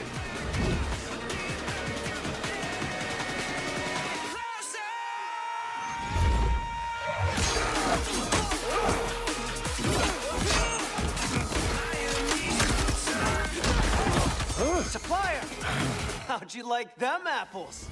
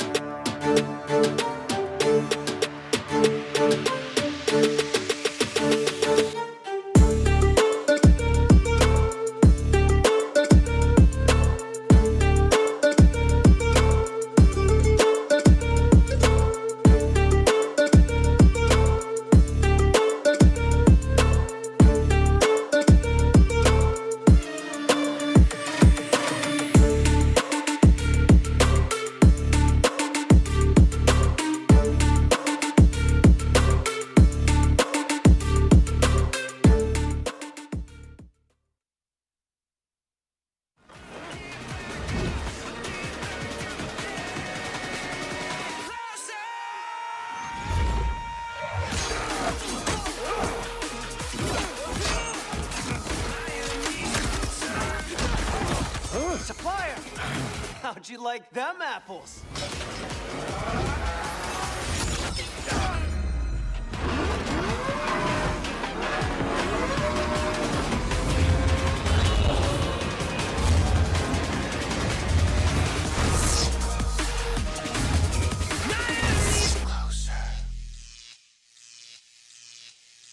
Welcome back to the fight of teams refusing to drop into the bottom 6. This is the Free Fire World Series Southeast Asia 2024, the inaugural Free Fire World Series Southeast Asia battle, and it looks like it is a pretty epic one thus far. I can say that, and I think you might just agree with me there. Oh, definitely. I do agree. So far, a lot of teams has been showing up, but the two teams who has taken it for the first two maps really is RRQ Kazu and PE Sports. Despite of them going like back to back in the Booyahs, they didn't even let go of the points even when they didn't grab it. Oh yeah, absolutely, man. And I absolutely respect the fire and the pacing out of PE Sports and RRQ. And you got to see this consistency is not through sheer luck, right? They are making their own luck out there. And I just hope and pray that these boys can allow this to be that permanent confidence setter within their own hearts to be able to bring in this sort of a performance week after week. And if there is too much of an expectation, Nep, at least bring this on the final week of play when we head on in for the point rush as well as grand finals. If we can have this form of PE, dude, it's gonna be a fun one. Oh, definitely. I mean, I'm seeing a lot of evolution coming from PE Sports. I'm seeing a lot of like gameplays that has been, I would say, adopted from the other teams. Let's say some from Boriram, some from Reverse Red, some from Stalwart Esports. And that is what good homework, good strategizing is going to do for a team. I'm pretty sure PE Sports has done a lot of that all throughout the rest before this week happened. And they really need it. And they are showing up right now, crossing over, moving up little by little, above those on the bottom 12 or bottom 6. And you know, I'm sorry, you know, if you are in the top 6 of the competition, we're not going to talk much about you anymore. I think you have stolen the limelight away from everybody already thus far. And unfortunately, that's going to be pretty much all of the Thai teams who are currently 5 out of the top 6. And we only have 5 Thai teams here, right? So we got to leave them out of the conversation. EVOS Divine,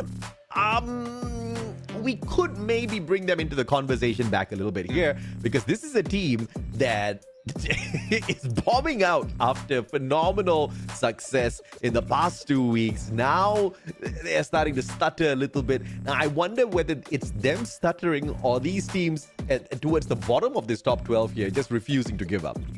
I guess it's a balance of both. I mean, those at the bottom just trying to catch up, and those above are being like, they're being complacent, or some teams might be being complacent because there's really not so much of risk for them. We can see it in overall standings right now. It's a huge gap for especially in the from the top and in the middle, and only those close to the top 12, all 12 spot are really fighting for that grand final spot. So this is where all the hunger, all the fight will be showing up in there, and we've seen that so much overall from those who want to inch closer away from the top 12. Heavy and GOW, both teams from Vietnam, both teams have 4 Booyahs to their name thus far, and both teams just tethering on the edge of breaking into the top 12. And both teams not doing too great for the day. Heavy GOW did manage to get into that final circle at Purgatory, but still, of course, they're quite a far way behind Onyx, right? So we need to see not just the final circle place, we need to see a couple of Booyahs from GOW as well as Heavy here, because once again, both these teams already have 4 each. They're very capable of walking away with those. Yeah, I mean, you did mention about GOW as well as the top weapons used earlier. And if I'm not mistaken, most of those Trogon elimination came from GOW. They have the compound. A lot of teams are just swarming surrounding them. And they can just unleash all those against them. And that is where GOW can make a difference. So let's see if that is difference that can be done for the God of Wolf right now as we head in onto the next map. It is And now map number 3, Alpine, will be the play zone of the teams.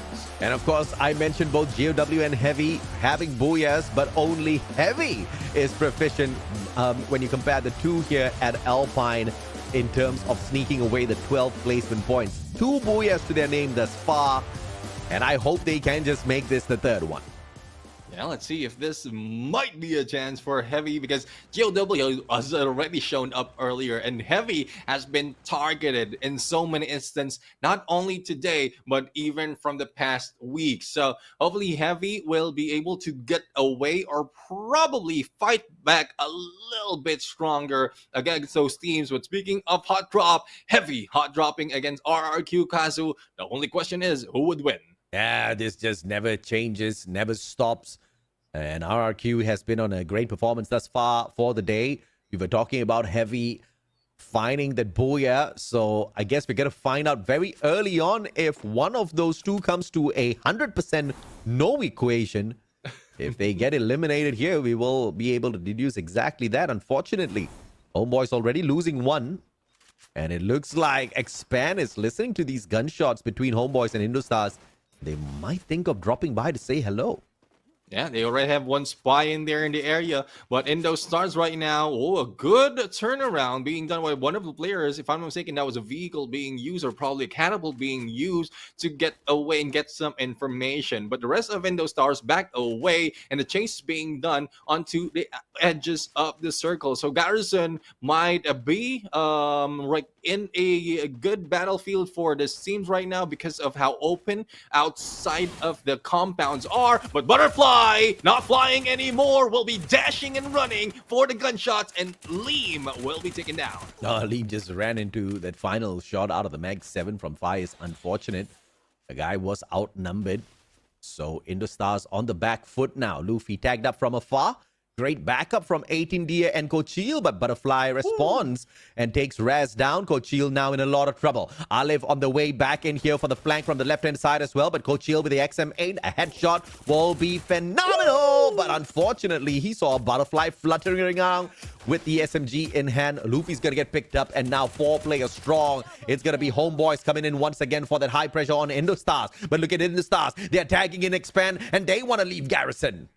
And they are just baiting Expand right here to fight against Homeboys. Like, we need some help. Let's shoot at this folks of Expand, and let's pull them in so that Homeboys will be taken down. Then later on, they can go in for the payback. The only question is, will Indostars be able to bring back all of those fallen brothers that they have? But X-Roy has already started this fight. 18 Deer managed to get away, and there you go. The bait tactic didn't work for them, but X-Roy has been taken out. Yeah, sneaky peeky. Homeboys trying to circle around, making it look like they want to go for the vending machine, but instead it was an ambush that they set up. Faiz, it is a instant back and forth trade between himself as well as Ken's. Faiz does manage to take him out of the equation. X-Roy, though, picked up Luffy, full HP, up against Crime MKS, and Crime just does not get the job done. One glue wall holds Luffy in place for just enough amount of time before it gets broken down. And now Homeboys, I believe one final survivor has managed to be brought right back in on that revival. The rest of them snuffed out, and Expand has managed to take over Garrison. Yeah, I'm sorry. Quite surprisingly, though, for 18 Deer. I mean, he had that potential of getting away, but this time will be facing the UAV and will be spotted right there. And there goes 18 Deer being taken out by Kens. But as we go into reverse red, GOW is the target. One has been taken out, and the rest is being chased by Diamond. Yeah, reverse red coming in for revenge after the previous matchup, where they got wiped out by GOW. But yeah, and unfortunate as Saming catches him from the left-on flank. The Woodpecker just a little too strong to deal with, and of course the number is overwhelming for GOW. Now RIP is going to be the next victim, and a fantastic pincer from both sides. But off-screen, it's RRQ out of the equation. Looks like Heavy succeeded.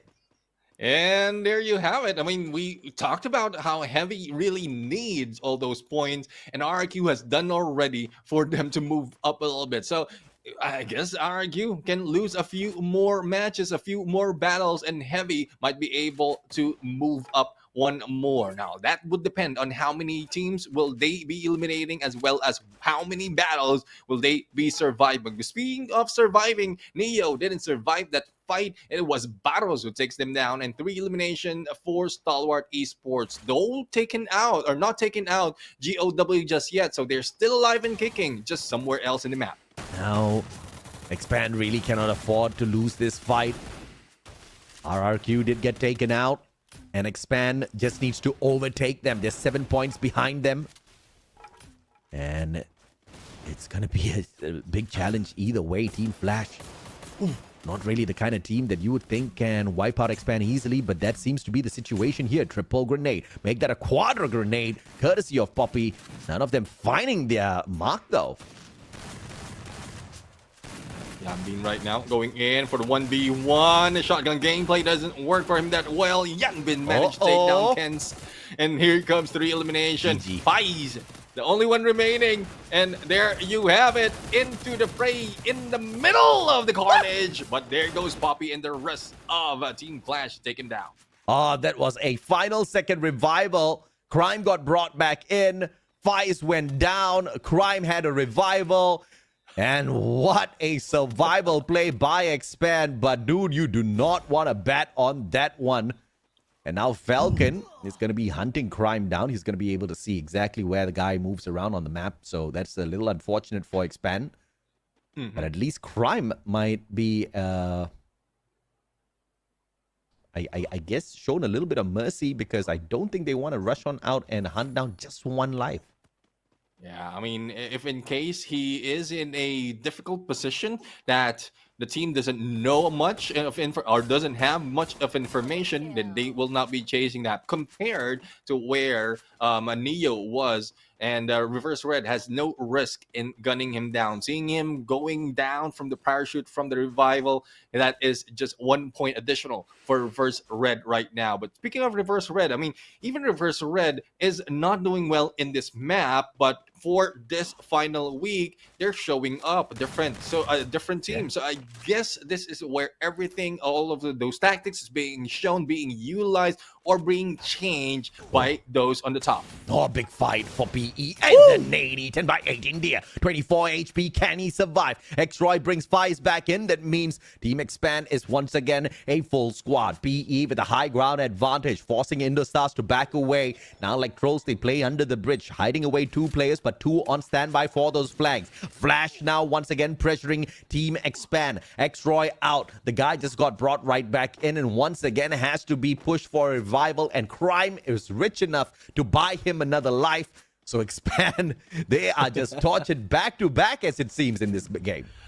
Oh, yeah. I mean, they need to find a different drop spot. They need to find a different approach against this team, because it seems like they're being hunted. And speaking of hunting, Indostars will be letting go of their prey, as they have already left the building. But Cosq right now has found one of Team Flash. Yanbin is the one in this area. It's a good thing that one of the players, one of the teammates, will be coming back for the backup. Stalwart with the snipe from afar, and the M82B is going to be back in action in this game. And Falcons, long shots just to tease a couple of Flash players who retaliate instantly. Yanbin, M1887, but the chaos from the vehicle smoke. Cosq managed to use that to get away, and the glue wall's not going to stop them just yet, and Peter puts Yanbin on the ground. And you may have stopped the car, but you cannot stop these players on the side of Team Falcon. And now Shin running to save his life. Vending machine not going to help him out. Team Falcon's just aggressive. And they're annoyed that they had to lose their car. Oh, yeah. They lost their car right now. And when they thought no one is in the compound, that's where they heard the footsteps. That's where they were gunned down, and they retaliated. Poppy right now goes down from the hands of Falcons, and only one remains, if I'm not mistaken, for Team Flash. So Team Flash really needs to get away or probably survive, but Yanbin has been brought down once again. And as you can see, 5 eliminations already for Team Falcons. They are doing well right now, as they are the top team for this map. As it seems, Team Flash is still alive and heavy with a full squad revival. Seems like it was a heavy battle against RRQ earlier. But it's good to see that the team has not faltered just yet. Expand on a full recovery. Reverse red once again. Going to be gate capped by GOW. This circle's not going to hurt all that too much. GOW, can they punish reverse red? This is going to be hilarious if it does happen. I mean, this is payback after payback. And let's see if this is GOW's way to go in. But on the other side, a battle continues. Indo Stars as well as X-Pan right now. This is match number 2 between these two teams. Team Flash with a full revival as well. Everybody just playing the game of survival. And Indo Stars is keeping themselves inside the zone. Alongside Expand as well. Crime tagged up by the A124 already. M1887! A sliver of health left on Liam. But a good glue wall keeps him protected. Both players want a little bit of a reset here, but the numbers stack up against Expand and Crime. You're not going to get away from that one.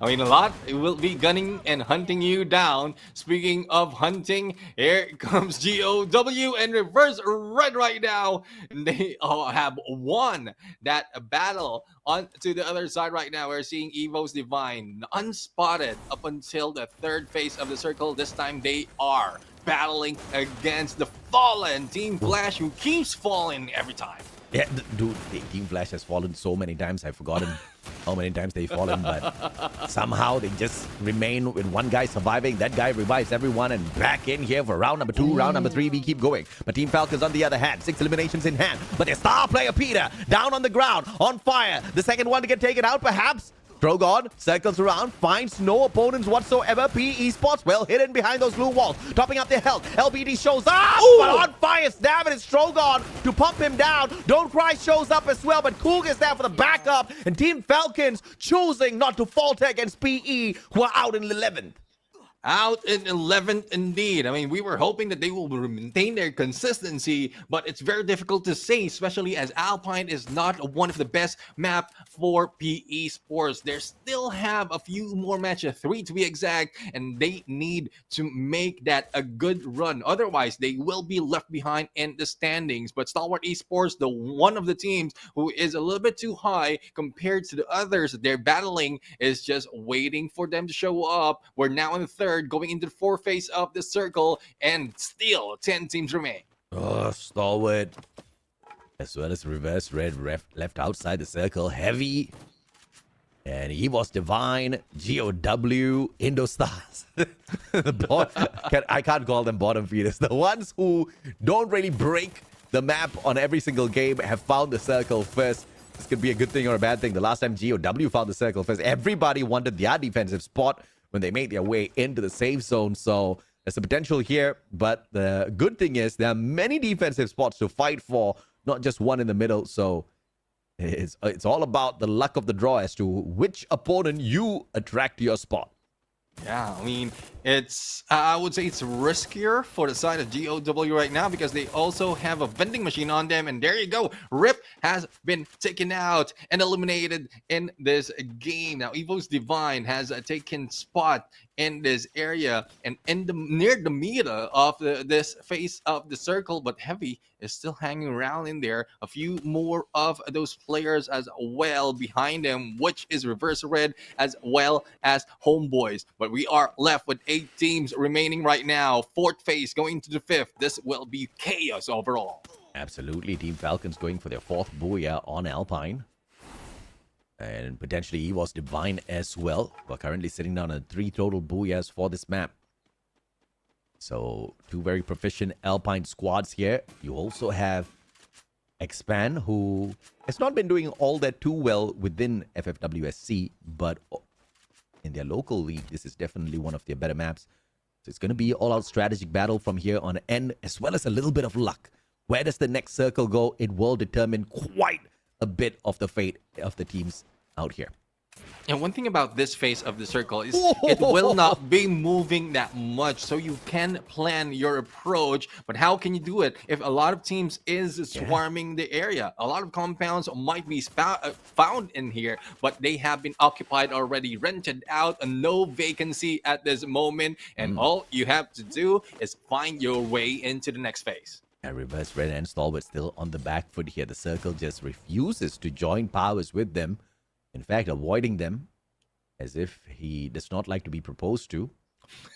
This is a relationship problem that they will need to find a solution for eventually. They need the circle to fall in love with them and welcome them in open arms. Reverse red and Stalwart looking for an opponent, and it looks like Stalwart has found a decent one. EVOS Divine, if they can sneak this compound away from EVOS Divine, it's going to be a huge advantage for this final circle battle.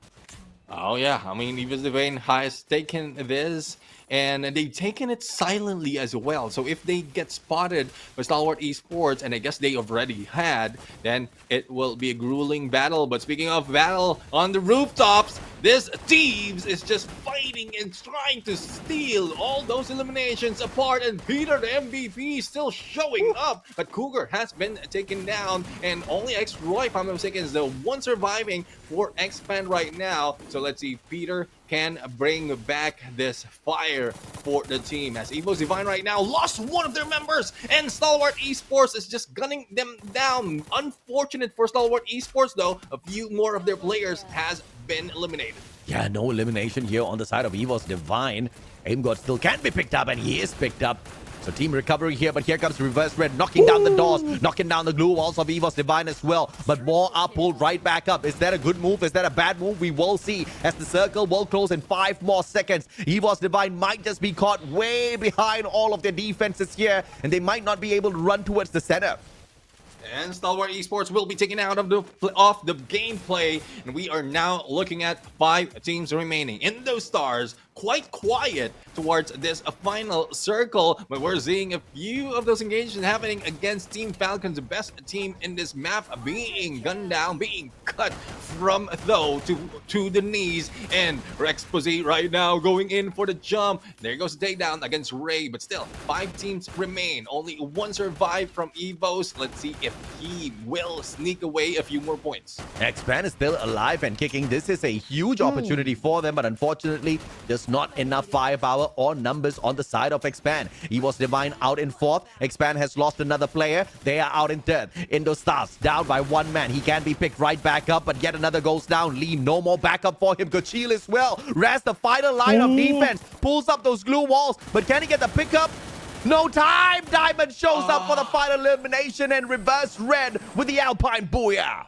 Finally, 4-man squad, 4-man strong. Reverse Red shows up once again, and this is their second booyah for this map. This might not be their strongest map, but they've shown their strength, especially after losing a few more of those battles from the early parts of this day. Now, Reverse Red, Nameless, Boone James, Diamond, Sam Ming, as well as Exposé. And I would say every time Boone James jumps in, there's a lot of aggression happening, and it's trickling down towards the rest of the team.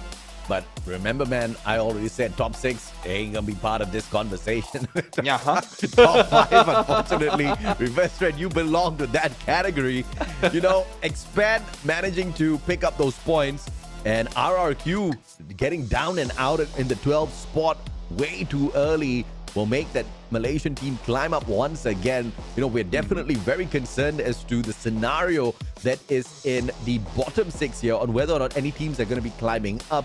But by the looks of things, it seems like it's looking near impossible. Heavy can't find to sustain all of their battles towards that final circle. GOW found a little bit of a high point in Purgatory, but you know, this game wasn't anything to shout about. We need more efforts and points from them. Yeah, I mean, they're putting up a few more compared to the other days that we've seen them, but a lot of teams is just trying to stop, or doing their best as well to stop them on their heels, for them not to move up. This might be a good tactic, especially if you're thinking that they might be gunning you down on the spot that you have on the top 12. But every instances that they can take, they are grabbing eliminations, even taking advantage of some of the venues in this like in every map to grab a few more of the placement point. And it's just getting I would say chaotic towards the second half of each match, because early parts we are seeing 10 teams surviving in 3rd to 4th phase, and like it doesn't really translate that they are being silent. It's just that revivals plus eliminations just happening back to back to back. Oh yeah, absolutely right. And just some massive eliminations here on the side of, I believe, Reverse Red when we spotted them earlier as well. At this point on this recap, you can see 14 eliminations. They didn't stop there. They were just raking in the numbers. So massive round for Reverse Red. And of course, the booyah at the very end would have been super sweet as well. They are trying to catch up with Team Falcons, and this could have just been that game. Exactly. I mean, this could have been the game, but we'll have to see. We'll have to see later on the standings who really made a dent into their place right now. Because so far, from some of the teams who had been eliminated early, there's quite a few more that they needed to do for them to move up, but it didn't really show up. So let's see on what will be the result later on. But before we go there, we're going to head over to the interview of Reverse Red, and let's listening in on what they had to say. Yay!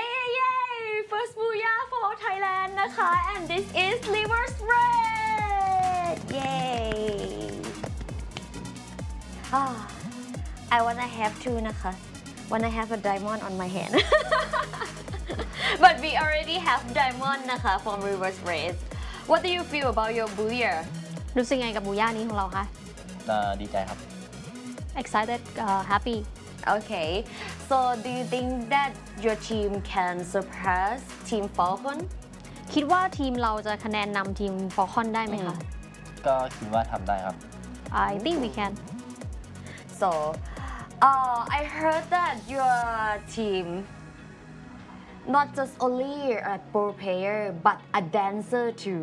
What do you think? ได้ยินว่าทีมของเราไม่ได้เป็นแค่โปรเพลเยอร์แต่ว่าเป็นเหมือนแก๊งนักเต้นด้วย คิดว่าไง ก็เรื่องจริงครับ เต้นทุกวันครับได้ทุกสถานการณ์ได้หมดเลย Which this situation can you explain? ก็คือ สถานการณ์แบบไหนบ้างยกตัวอย่าง Okay, หน่ so อย he said that is true because his team dance every day, every time, at every situation. มีสถานการณ์ไหนบ้างคะที่เต้น ก็ทุกสถานการณ์ครับพี่ไฟดับสระว่ายน้ำเล่นน้ำอยู่ก็อยู่ดีก็ลุกมาเต้นข้างสระกันอะไรเรื่อยเปื่อยไปหมดเลยครับพี่ Okay, in every situation, such as when electricity cut down, or even when they are swimming, just suddenly go stand up and just dance.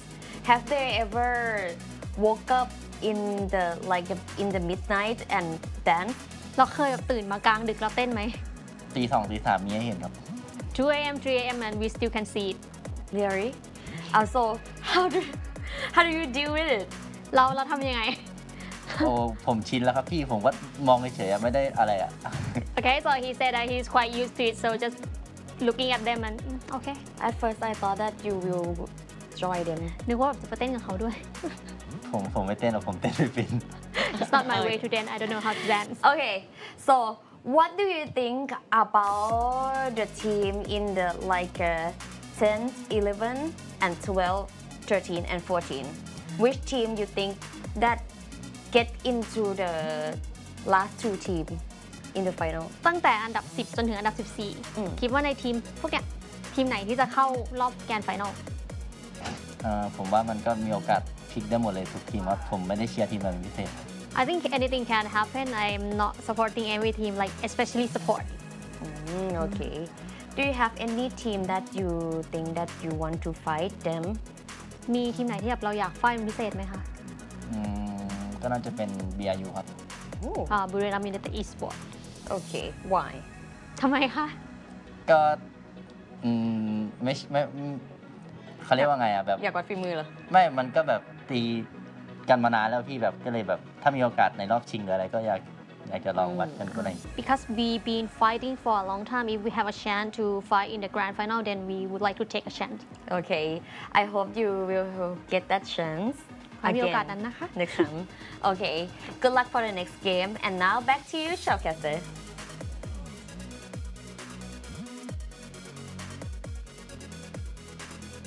And there you have it. We just heard from Reverse Red. And I know, AJ, we talked about not talking about the top 6, but I just couldn't help it. I mean, they're 12 points away in catching up with Team Falcons. And I guess that question was relevant. I mean, Team Falcons would be the target. The second place will be their hope. But going back to the other teams, we're going to see some of the stats right now. It is Diamond, the guy who were interviewed earlier, who was or who is our MVP in that previous map. 7 eliminations, 2,941 on damage, 6 on the headshots, and 10 on the knockdown. It really shows really that he is rushing it well in this battle, but we saw a little bit of like not really hesitation, but a tactical wait that Reverse Red has done several times in those matches.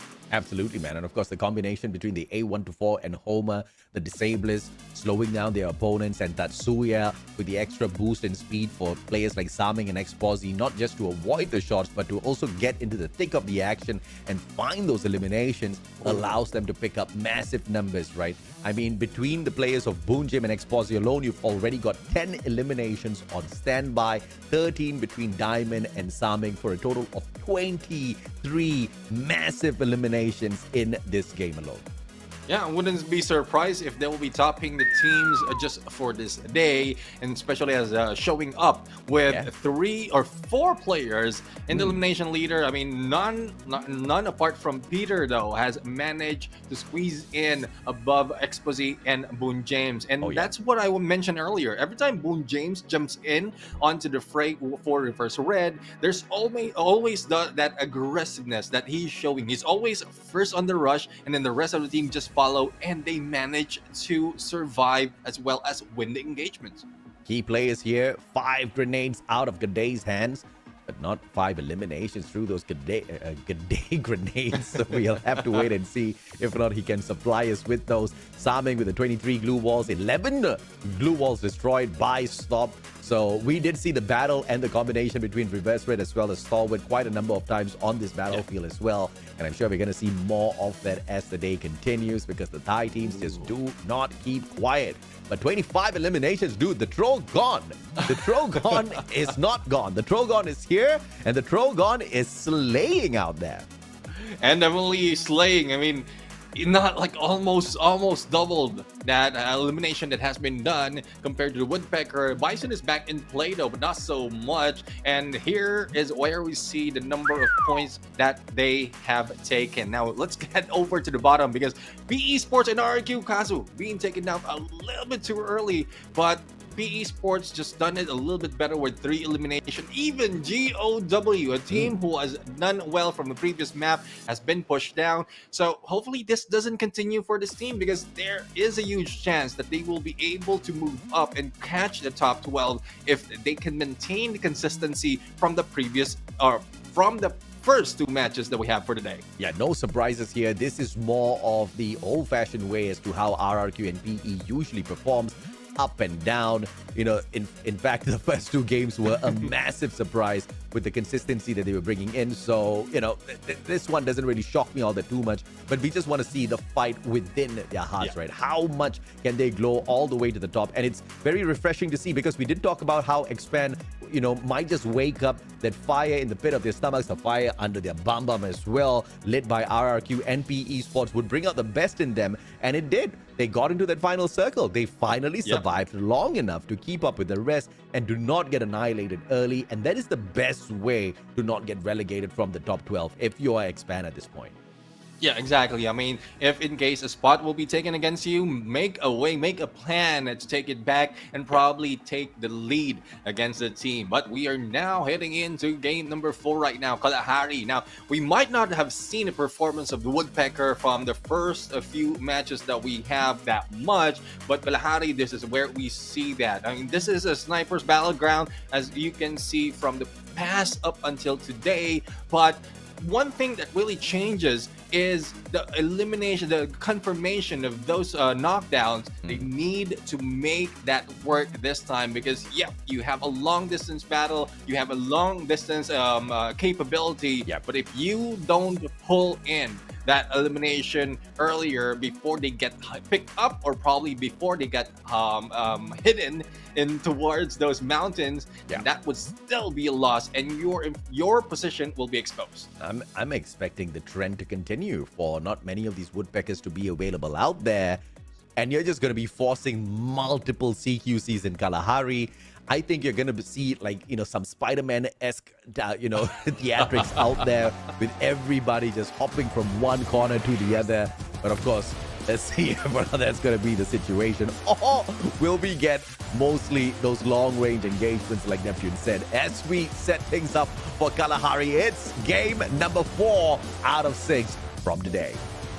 Yeah, Kalahari, Desert Lands of Free Fire is up for grabs, and especially for that for the middle of the map, which is Refinery. But from what I'm seeing, not a lot of teams is taking this. Only 1 or 2 teams is going in for this drop, and I guess it's understandable because from previous weeks that we've seen them play, even if they don't get Refinery from the start of the game, they always end up within this area, take over for those who has taken this from the early parts of the match, and then just waited for the rest until the faces of the circle reduces. So let's see if that would be the plan for the team. But speaking of plan, there's no plan, just instinct for Evo's Divine, Illumination, and knockdowns happening overall. Very messy drop for everybody to deal with because of the flight path that was just skewed to the bottom left. And of course, it forces out quite a number of early skirmishes. PE Sports very, very smart in terms of the position that they took a drop into, not even a compound, and they managed to scurry away from all of this heated battle between Flash and GOW. Earlier we did get a little bit of peek of Evo's Divine as well. It's still within the vicinity. A couple of them have already jumped on out of this very, very unfortunate situation, but Isa's not going to run anywhere. But thankfully, the other players from the side of GOW have managed to pull away from Shrines already, so they will continue to survive. Yeah, I mean, Isa is just staying in here, like living up his name. And for those of you who don't know, Isa in Tagalog means one. So he's the only one in here, and he's the only one going down. GOW, the rest is still alive though, but they have information. They also have a few more, they bought a few more time in here to loot up. And for the rest of the teams, I mean, even if they heard all those gunshots, I don't think they will be sleeping in on to those battles because they need to focus on their own engagements. Jonah spots out 2 players. And the question is, does he call for backup? Expand rotating behind Heavy. Oh my goodness, Heavy's going to get caught in a very, very heavy battle that I don't think they are going to be having an advantage at. Faiz. There is the tag, and Crime backing him up as well. They're like herding sheep at this point of time. Expand, pushing these 4 players in closer towards the hill, and Kabi caught out from the back. Hans trying to provide the support fire from afar, and X-Roy, let's get traded out. But very, very close combat between the two in terms of trades. Crime, all about that nade. Jonah just tagged up a tad bit, sends up another one, and Jonah manages to back away in the nick of time. And it looks like Expand has managed the recovery onto X-Roy as well. So that revive will give them a little bit of an advantage if X-Roy can position himself right behind Team Heavy. Yeah, let's see if he can pinch them in onto the battle. Onto the other side, though, Team Flash managed to win all those gunfights, but here comes Stalwart Esports, just hunting them out as a volley will be stuck in here in the corner. Saifa right now, there goes the stun and the takedown against Saifa. Surprise hit, though, but stop will be moving in and picking up Saifa, and they grab a few more of the points. Reverse Red, though, has also taken a few of heads right now, and we are looking at the battle of Expand and Heavy, not yet over. So this is a good advantage being taken by the Booyah Takers from earlier. Oh yeah, absolutely. Reverse Red is just gonna have a buffet of lives out here. Now they are in a position to toss those nades in towards... what a glue wall cans! Yuri pulls up another glue wall, but it's a headshot with the grenade! Diamond, what a pop!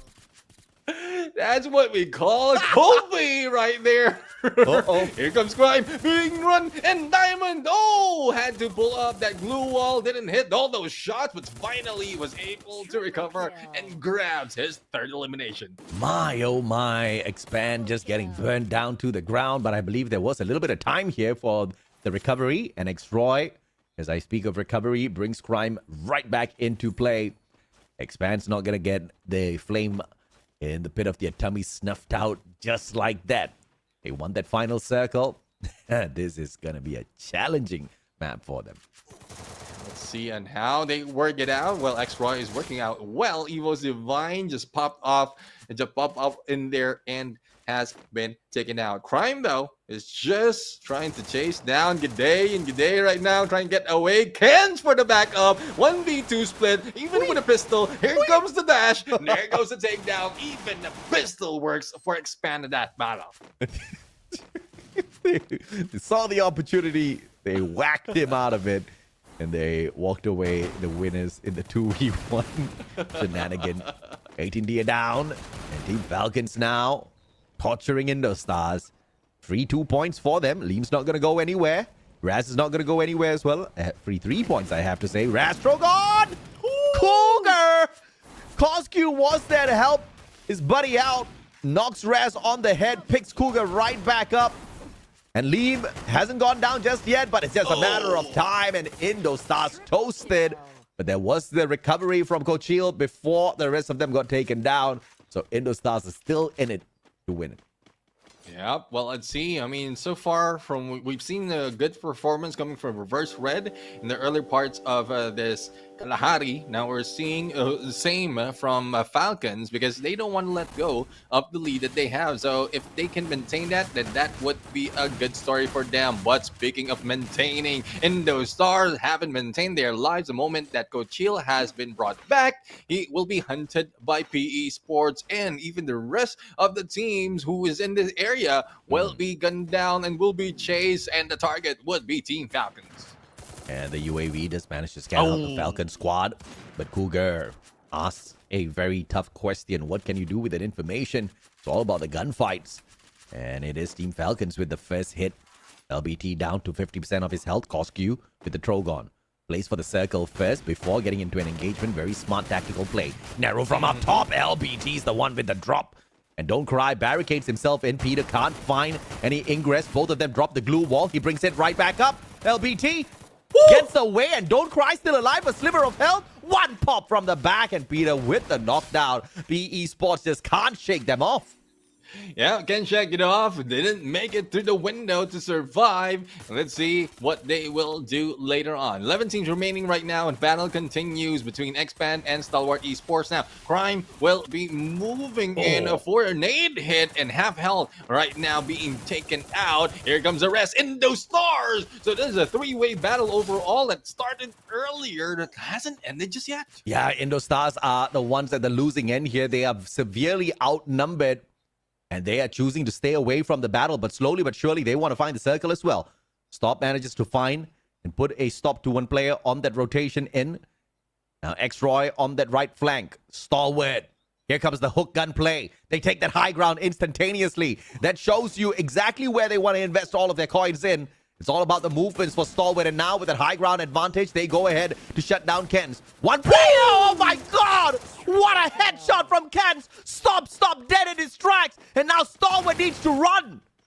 Stalwart really needs to run because Indostars will be back in play. Despite of them losing all the battles, they want to go in and fight back. And this is a 1v2 situation against Crime. And 18 Vigors not letting go. Even the glue wall will be taken out. And there goes Crime being taken down. And will be, Cochil will be taken out as well. Stalwart Esports just going back one at a time. Still, the battle is not yet over. 3 teams has extended their match just in Old Hampton.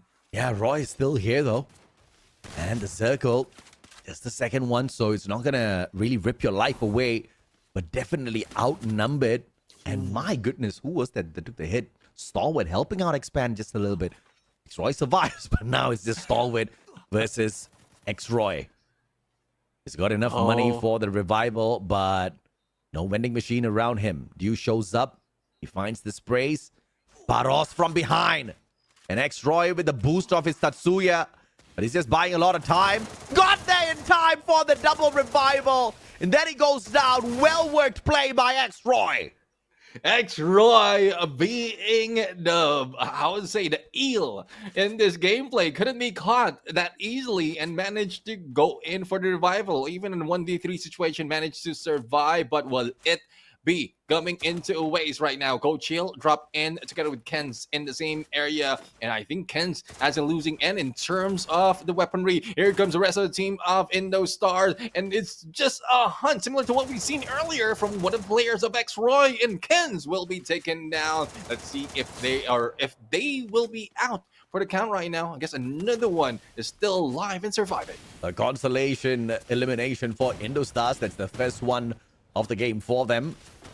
Speaking of the first one, Homeboys might just be going for their first booyah here at this map. Let's see if that's going to be possible, as the team has been struggling for quite a while already. But 4 eliminations in hand thus far, up against GOW with 11 seconds to go.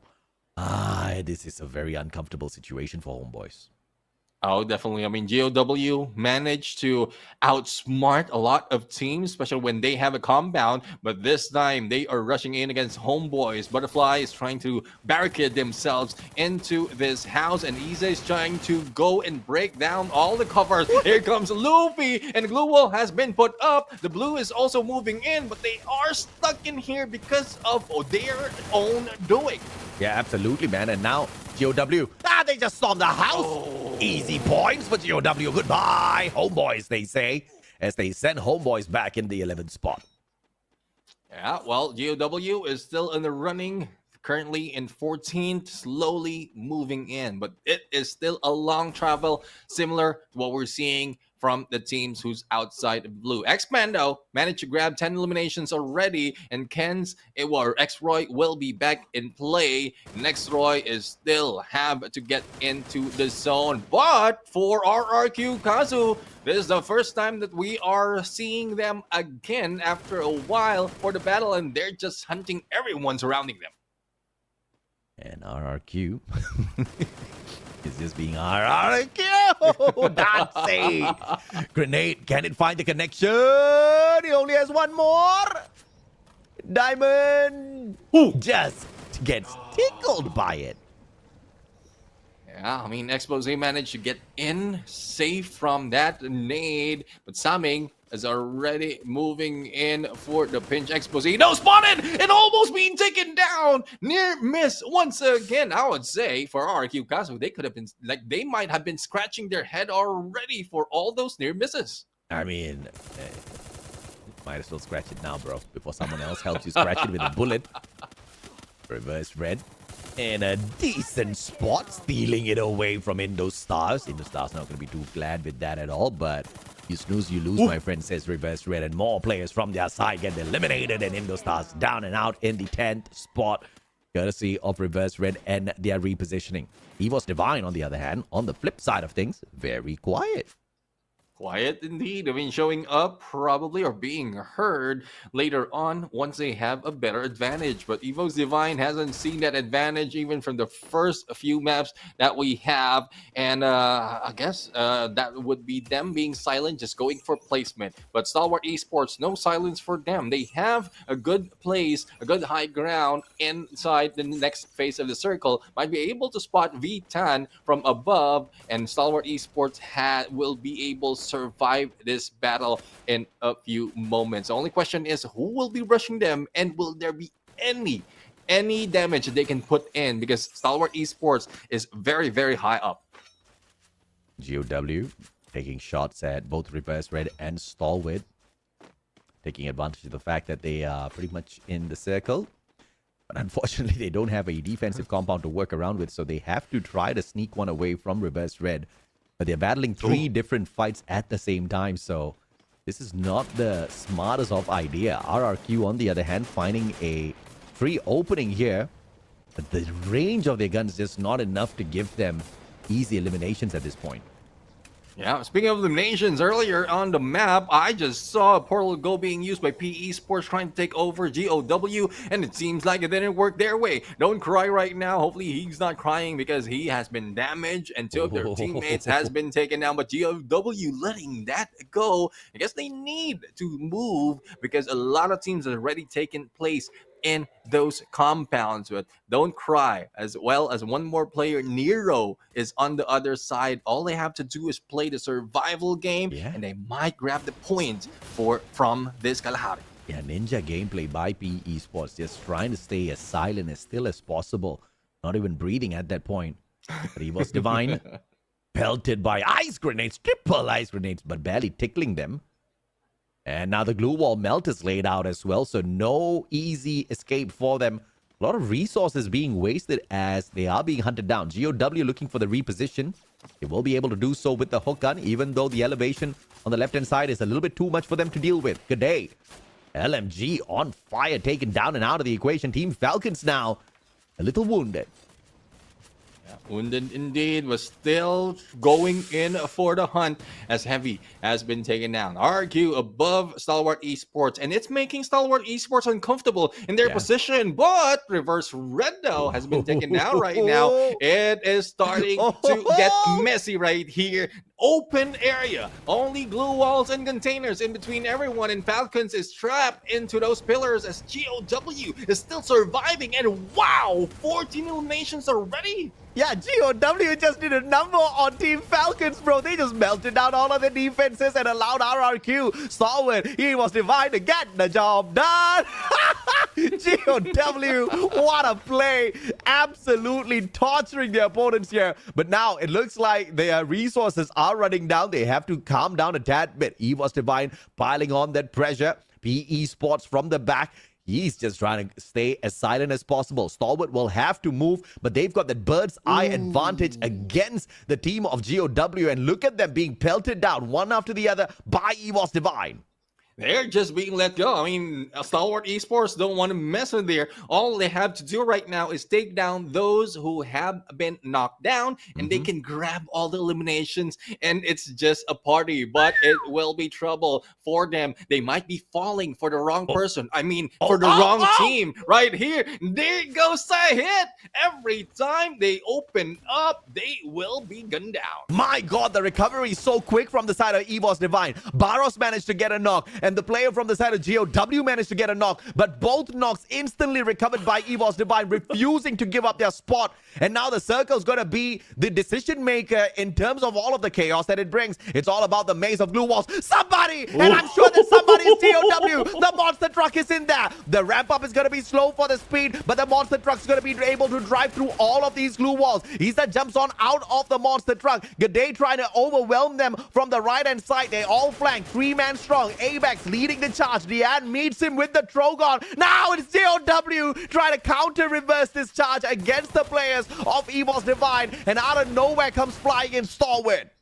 Stalwart Esports right now already falling down from above, but also going down. EVOS Divine, only team that has survived with a 4-man strong, and they have been surviving right here on a 3v3. Now, who will be taking this booyah? Ray is the one who is still alive, but has been pinned down as well. 1v2. Let's see if G'day would say good day, good afternoon, and good night. Oh, do you? Just playing with the final end, and Stalwart Esports with the medic booyah towards the very end. Great repositioning on top of the containers. Had the hook gun. You gotta buy a hook gun.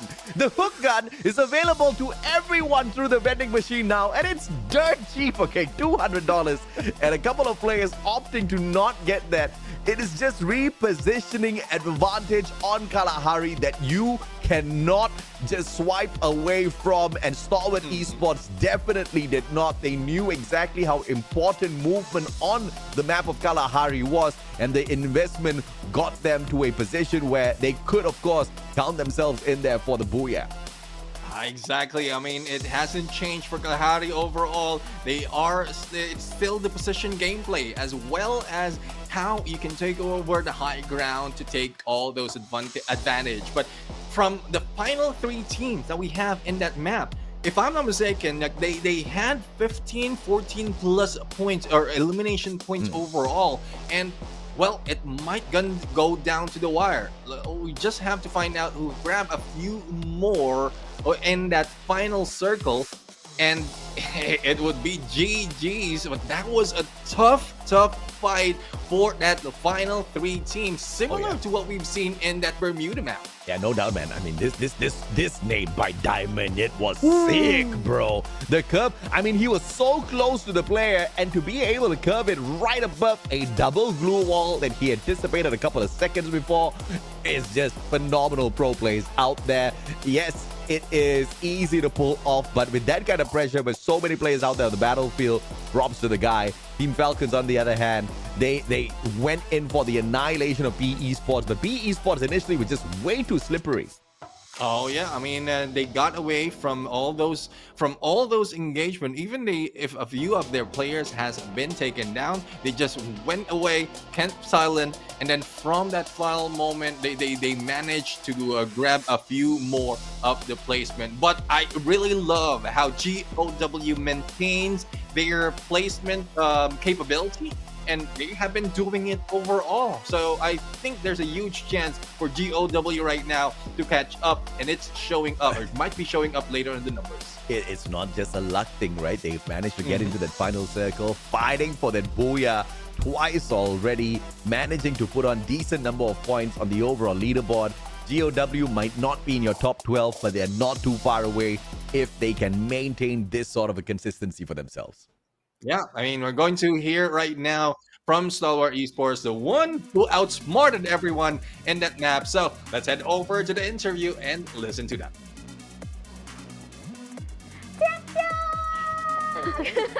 Monkey is coming Monkey do from Stalwart Esports ค่ะ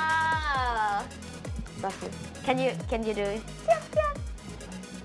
ทำท่า ทำท่าเอาเร็วมองกล้องด้วย 3, 2,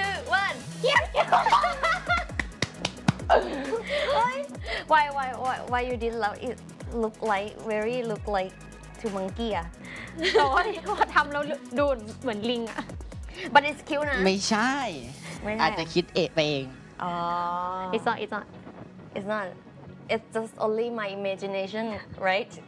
Okay, can you tell us what happened in the last fight? เล่าให้ฟังหน่อยว่าแกช็อตสุดท้ายเกิดอะไรขึ้นสถานการณ์เป็นยังไง คือผมดูวงแล้วว่าวงน่าจะอยู่กับเราเพราะว่าวงมันบีบช้าครับก็เลยสั่งให้เพื่อนบอกว่า ไปโดนวงแล้วรอพันยาครับถ้าไม่ทำเดี๋ยวผมจะด่าเมื่อกี้ผมด่าแล้วด้วยเพราะว่าไปยิงเขาข้างล่างเมื่อกี้ Okay, so after I analyze the situation, I think that the circle will be around us because it's quite like shrink so slow. So that's why I command my team to go down and then left one ก็คือให้เขาลงไปสู้แล้วให้เหลือคนพันยาใช่ปะ ใช่ครับเพราะว่าผมจะได้พันยาสบาย So I command my team to go down and fight with them and leave me alone so I can use the med kit. I told them like if you not do it, I'm gonna scold you guys. When you say he is analyze the situation, actually I thought that analyze work is not suit to do. But that's what he said. Okay. So you said that it's your idea. ก็คือ So เป็นไอเดี you ยของ are เรา the IGL in the team.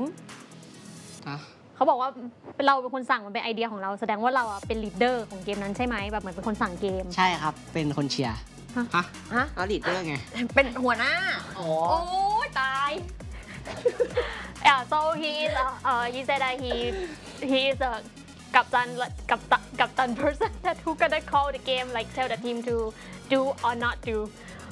Okay, so when it's come to you and Caramel, who is the first leader who lead the team? ถ้าเทียบระหว่างดิวกับคาราเมลใครเป็นคนนำทีมคะ พี่มิวครับถ้าพี่มิวลงผมก็จะเป็นคนเสริมครับเพราะว่าผมลงเองผมขี้เกียจคิด It's Caramel because when Caramel join as a team and play with us, I will let Caramel like command everything in the game because I'm lazy to think. Okay, last thing. I think there are lots of slang word in Thai that's very popular. I think that you will use it in Vietnam also. Can you teach some Thai slang word that very famous right now to other region fans? สอนคำแสลงสักคำหนึ่งที่แบบค่อนข้างดังในไทย ให้กับแฟนๆหน่อยอะให้ชาวต่างชาติ ของแท้ครับของแท้ ของแท้ ของแท้ Oh, this one is like me original. yeah, correct. Like I'm original. So we will say ของแท้ like approve. ใช่ครับ Yeah. สำเนียงต้องได้ด้วยของแท้ แท้ not แท้นะของแท้ ของแท้ right? Okay. Hope I think you will say it when you have an interview in Vietnam นะ ก็หวังว่าจะพูดคำนี้นะ ถ้าเกิดได้สัมที่เวียดนาม จะได้บุญญาหรือเปล่าตอนไปเวียดนาม He said he don't even know that he gonna achieve any booyah in Vietnam. You should say that you're gonna get booyah in Vietnam. You have to give your fan confidence. ต้องบอกดิว่าเราไปเวียดนามเราจะได้เราต้องบอกว่าทำให้แฟนๆแบบมั่นใจว่า มั่นใจดิ เราจะได้ last thing. ได้ครับได้ลงอ่ะหวังอย่างเดียวเลย Yes I can get in the bathtub. Okay, and this is Monkey Team นะคะ from Star Wars Esports. Jack. Jack. Back to you, Showcaster.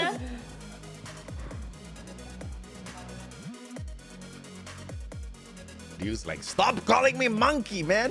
But he did act like a monkey when he jumped all over those containers, just kidding himself towards victory, right? Brilliant play.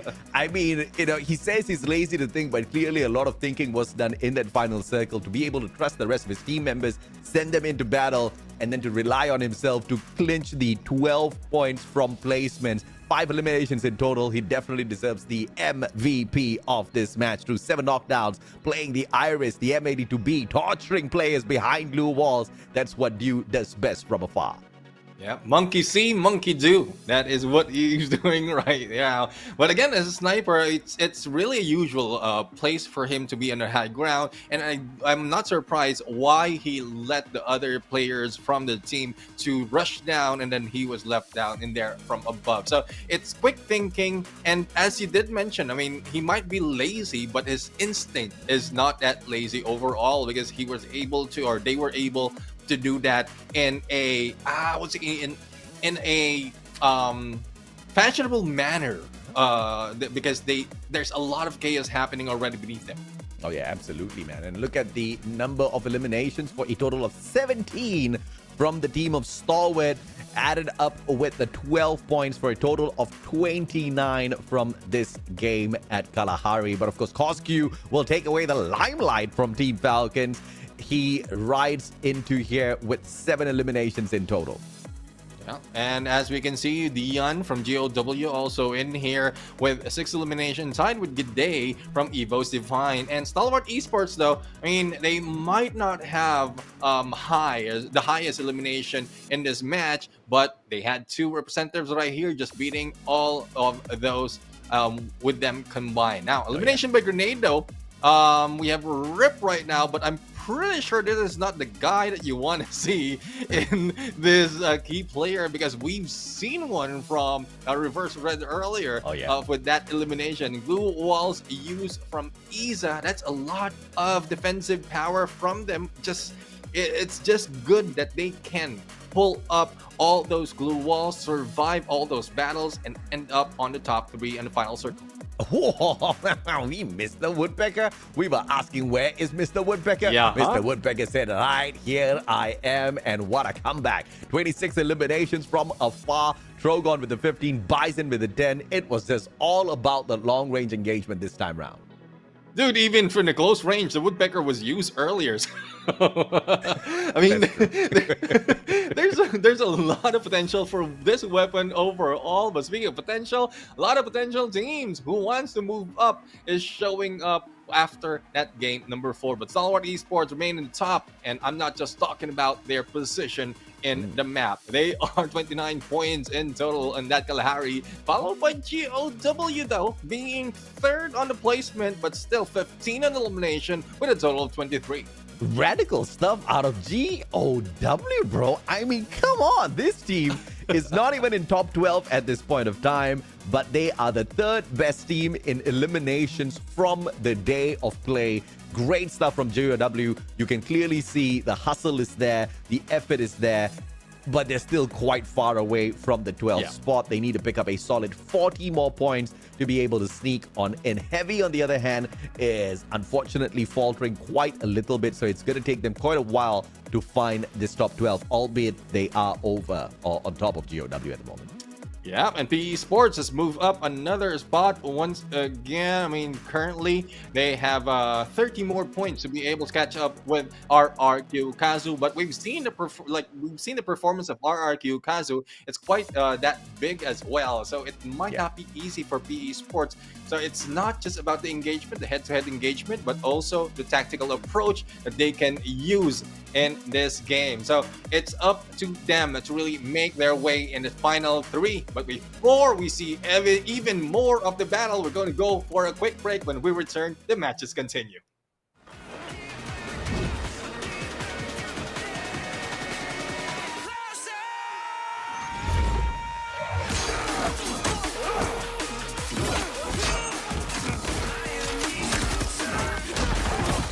Supplier! How'd you like them apples?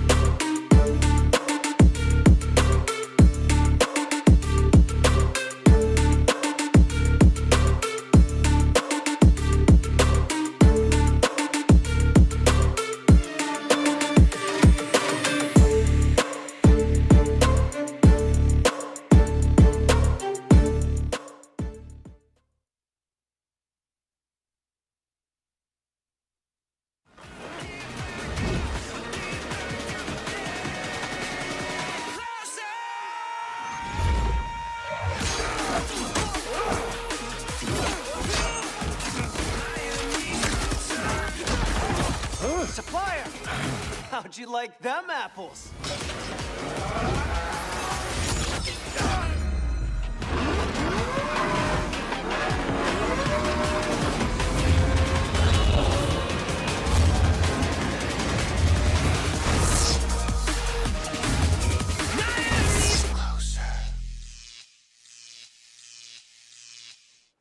Ladies and gentlemen, welcome back to the show, and this is still Free Fire World Series 2024 for Southeast Asia. So far, we've dealt with 4 matches already, and we are up for a 5th and 6th. First day of the final week, we are yet to see who's moving up on top 12. On the caster says, I am Neptune, the gentleman Garcia. Together with me is the Musashi AJ, and we're still the voices that you will be hearing all throughout the rest of the matches. Since you've already watched 5 matches, can you tell me who gets the next booyah? Let me tell you, it might be PE Sports. I've seen that. The prediction, right? Nah, I'm not going to take it away from you, man. I think PE Sports has been a team that has been super solid within the day, but unfortunately, this is not their best map. But even if it's not their best map, they already have 2 booyahs here, so there is a potential. But of course, Team Falcons, the team that's desperately trying to run away from Reverse Red, who are now 1 decent game away from them. I think that's going to spur them to, of course, grab the booyah here at Nextera as well. Falcons, maybe getting that number, 1 spot is not possible anymore, but at least 2, right? Even though there's no prize pool to it, there's a little bit of honor there. Exactly. I mean, especially when there's a lot of tough teams in this, like in our roster right now. If you can move up ahead some of, or if not most of the teams right here, it already takes you so much pride in this match. So, I mean, you might not be able to catch up with the huge lead that one certain team has. At least move up against the one, or move up against the one below you and maintain your position. Absolutely, man. Of course, the exact flip side of things, Reverse Red is looking for their performance. Reverse Red is looking for that extra 15 points. Reverse Red is looking for the number 2 spot for themselves. But Reverse Red, although quite proficient in picking up points at Nextera, holds no booyahs to their name. But even as I say that, they are the 2nd best Predator on this map. 100 eliminations thus far from just 11 games played. So that's an average of 9 eliminations every single game, which is very decent for a team like Reverse Red out here. I mean, I think we've shown so much of the elimination capability of Reverse Red already. It's just that survivability towards the end that they are not getting, and the other teams are taking advantage of. But again, it's a good number to have right now in the average elimination, because though it seconds Team Falcons in this map, there's a huge chance that they can bring down Team Falcons and then grab that number 2 spot. It's very, very close right now between these 2 teams, but as well as for those in here on the 2nd page of our standings, PE Sports has moved up on 10th, and won't be surprised if they can get close onto the next spot, if not by the end of the day. But they have to rest because Group A will be sitting it out for tomorrow. 2 more games and GOW is 40 points away from Onyx Olympus. Can they get it done? I mean, GOW has been blowing my mind. GOW has 54 points so far from the day, and 35 of those points came through eliminations. This team is fiery. This team is hot. They are just a booyah away from calling this one of their best days. So I want to see that for themselves. But of course, they have to overcome the best of the best on this map. You've got Team Falcons in here alongside Indostars. Buriram United Esports will not be playing at Nextera since they are in Group C. But as far as Falcons and Indostars are concerned, we already mentioned this. Falcon is looking for their 4th booyah. They are the best ones at Nextera thus far. Yeah, definitely. I mean, they have managed to survive early drops and as well as hunt down a lot of teams right here. Thus, 131 on the elimination. But not only that, you did mention about the booyahs that have already been taken, so they know how to find the final circle. The only thing that would keep them from doing that is if they end up with a much hungrier team on the early engagement, and they will be taken down. But a lot of survivability tactics, not just from Team Falcons, but a lot of teams just from today. And I won't be surprised if early engagement happened, but we still have the third phase with 12 teams remaining. Absolutely, man. And of course, the Vietnamese squads are looking for a little bit of a break here as well. Team Flash, they've been absolutely toasted out that day. But even if they were challenged quite a bit, it's not their best, their worst day of performance. They're still doing better than Indostar, still doing better than Heavy as well as Homeboys. So that at least should be able to boost up their confidence here a little bit. And of course, speaking of Vietnamese, GOW, like we said, has been doing great. And PE Sports, the best Vietnamese squad out there in performance today. 60 points thus far from the 4 games.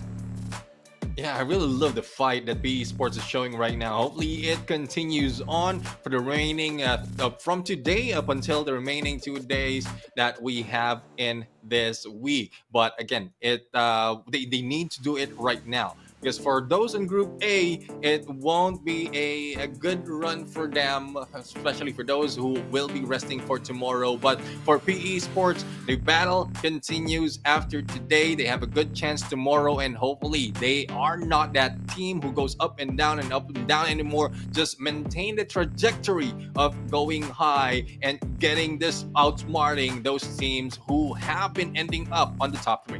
Oh yeah, and of course, you know, in the overall grand scheme of things, you definitely want to be able to aim for that final circle, because that's exactly where, clearly, from the first 4 games, we see all the players are colliding, all the players are reserving all of their energies and utilities that they have collected all throughout the game for a majority of these engagements happening very late on this final week. We are going in 3 circles and we still see 12 teams alive and kicking. That's just insanity, man, because there's just way too many people in there, causes way too much of chaos. I believe it was Purgatory at one point where GOW just had like 4 teams just drop by the compound to say hello. Yeah, that kind of chaos. How do you even handle that?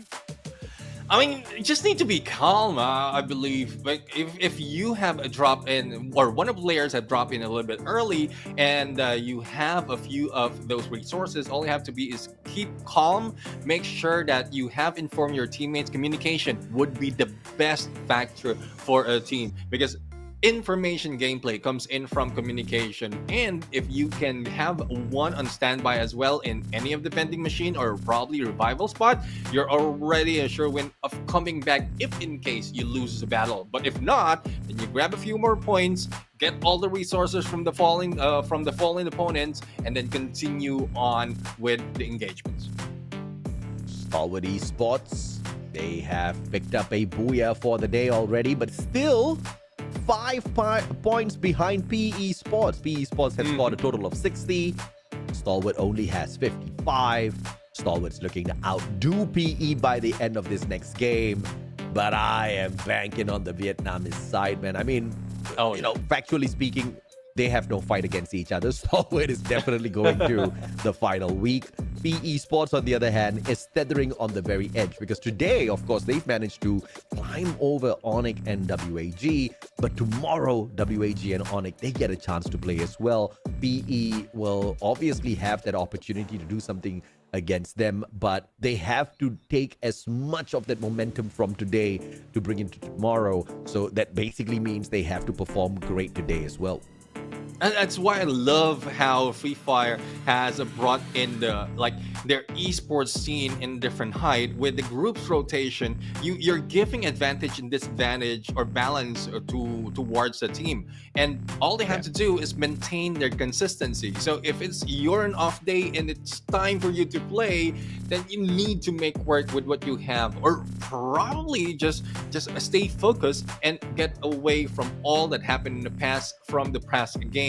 And that's what we're seeing from PE Sports, regardless of their position from the previous weeks of knockout stage.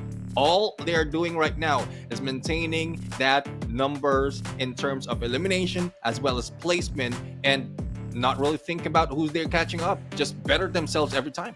Yeah, I definitely have to agree with that take, right? And it's all about just focusing on what you can do better out there on the battlefield, because the other teams you cannot control, but your own movements, your rotations, your response to all of those weird situations out there on the battlefield, which obviously is totally randomized game after game. There's just no perfectly reading and planning for a battle royale. You can plan, but the circle will determine exactly what sort of shenanigans it wants to bring in your path. The other teams and their microsecond decision in each and every single game will, of course, tweak the situation that you will have to encounter out there. So it's all about the decision-making capability at those very freaking moments that either decides whether you get into the circle, whether you get the booyah, whether you get taken out in 12. I mean, I think the perfect example that we can pull up here is Stalwart. I mean, with you telling his team members, you guys go take the fight. Obviously, he could have seen there were so many teams, so many players down alive at the very bottom, but still to take the risk to say, okay, you guys go, I will still give us an opportunity to hit the booyah because I assume the circle is going to come this way. Those kinds of calls, you know, booyah kind of calls. Yeah, exactly. I mean, and as well as they won't be here if they don't have like that much game sense, game knowledge, and how it will be turning up. It's just depending on their mental fortitude. So for the case of Stalwart Esports, since we've already dealt with that, like they are not pressured at all on that platform, and they can think a little bit more clearly compared to those at the bottom. There's a lot of chaos happening. There's a lot of decision making happening. A few of distractions coming from Stalwart Esports as well. So it's just that advantage and how they kept themselves calm. So regardless of like if you're working on instinct overall, you will be calm right there because you are not really overthinking stuff. All you have to do is based on the movements of your enemies, based on the movements of your teammates, as well as the play zone, how you are going to react. And going back to what you mentioned, all the thing that you can control is just yourself, and don't just think about how you're going to take down your opponent without over analyzing how or what they'll be doing. Absolutely, man. And of course, teams like Reverse Red, they are cool, calm, collected. They know that at the end of the day, yes, it's the shenanigans for the second spot that they're trying to play for with the final week of battle, but there's no real repercussions. The real repercussions await them at the very final week when we head on into Point Rush, when we head on into the grand finals of the Free Fire World Series Southeast Asia 2024. That's where it's all gonna matter. These Thai teams they really don't need to break a sweat at the top. Yeah, I mean, they managed to grab like the top 5 already, and if in case there's a risk of them losing it, they know how to take it back. So it's just those who are in the middle, and you mentioned that from the beginning of the show already, that the focus would be in the middle for those who's trying to catch up. And again, catching up is what they're doing well. Even for those who have been gunned down and hunted like heavy, they're very, very close to reach that top 12, especially as two teams coming from Group C are not playing right now. So there's a little bit more that they have to do. But speaking of little bit, there's a little bit more of delay happening as well into the game. I think a remake has been done. So we're going to move in onto the match in a few. Absolutely, man. And of course, remakes are definitely needed. You don't want to be hopping on into a lobby with a couple of players not loading into it just yet, right? Obviously, we want to make sure everybody is geared for battle so that we've got an equal playing field. Speaking of which, let's head on into Nextera and see if or not the flight path is gonna be kind to us, because the previous one definitely gave the teams a little bit of a challenge. And what's up next in the futuristic map? It is Nextera right now that we're going to see. And like we mentioned, like we asked for, or probably AJ asked for, a very kind flight path. So will that be offered for the team right now? Pretty much it might well be. And as you can see, just straight down in the middle, teams are ready to fly off. And it's gonna be a super fair one, like you said, Neb. So we don't expect early hot drops, but, you know, RRQ is a team that loves hot drops. And as they hop on into Rustown, it seems like nobody's going to be dropping by to say hello to them, except, of course, Homeboys at Zipway. We don't see that R1 scan just yet, so it looks like Homeboys are not planning to get cheeky. Farmtopia is going to be taken over by Expand Every Team. as a compound of the... Oh, come on, Heavy, you just had to ruin that. Let's see. We have Homeboys right now, as you pointed out earlier, a little bit too close from RRQ Kazu, and they're starting the engagement. Now, we were thinking that they might be letting this go, but this is a little bit too close from the rest of Homeboys. Thus, the initiation has happened. Now, for Evo's Divine as well as Heavy, well, they did really change the pace of this game. And Evo's Divine, though, they also made a little bit of adjustment in their roster. A substitution has happened, and hopefully it doesn't translate to them losing this battle. And Heavy, one quick point for themselves. Jonah's out of the rotation, by the way, and he is replaced by Wui. And it looks like it's just checking out for them instantly. They have the upper hand, but you haven't really won the battle just yet. Let's see how they will deal with this situation in a bit, as RRQ goes for a drive around the Homeboys. And it looks like Legolas is going to pick himself up. No, he's going to give the point away by the looks of things. AUG in hand, Legolas with the tags, Butterfly, 44 HP. Ooh! And Legolas actually drops him with a headshot. And with Butterfly on the ground, Alif cannot take any unfortunate moves here. Goes out for the tag. He's going to be surrounded. Finds Dance. And Dance goes for the prone, stays alive. Only a few HP remaining and still managed to survive, but Homeboys will be bringing back their HP as well as Butterfly from the death. But we have Luffy right now who will be in trouble. Ma'al trying to go in for the rush, and we've seen how Ma'al really rushes things, goes in for the slay, and there we have it. 2 points down already, but instantaneously recovered and revived in this battle. Back to Zipway would be Pais, and it's a good chance for them to get far away from this battle. You can thank Susie for that. Faiz was stacked, and he has enough money not to buy Joy, but his friends back for another round of battles as they look for their way into the final circle. Heavy, on the other hand, Heavy firepower sustained by them, being forced to lose 2 players already. Team Flash here to finish off what Evo's Divine just could not, but Heavy's there with the backup of Witan and his money to bring those players right back in here. And Stalwart continues the battle, taking on Team Flash and potentially in a situation to annihilate Yan Bin. But Papi's too far away. He's not going to get caught just yet. And I was surprised Saifa was able to make that hit with a mini Uzi from afar. And there goes another one. Now, 2 eliminations already being taken by Stalwart Esports. But from the side, we're seeing a shadow of Heavy, who might be a little bit too aggressive, though, into the fight. Poppy, though, being gunned down by Hans with a pistol. And with that alone, gives Saifa good information as to where to beat them down. And Hans will be the next target right now. It's a good thing he was able to jump off and get away from the crosshairs.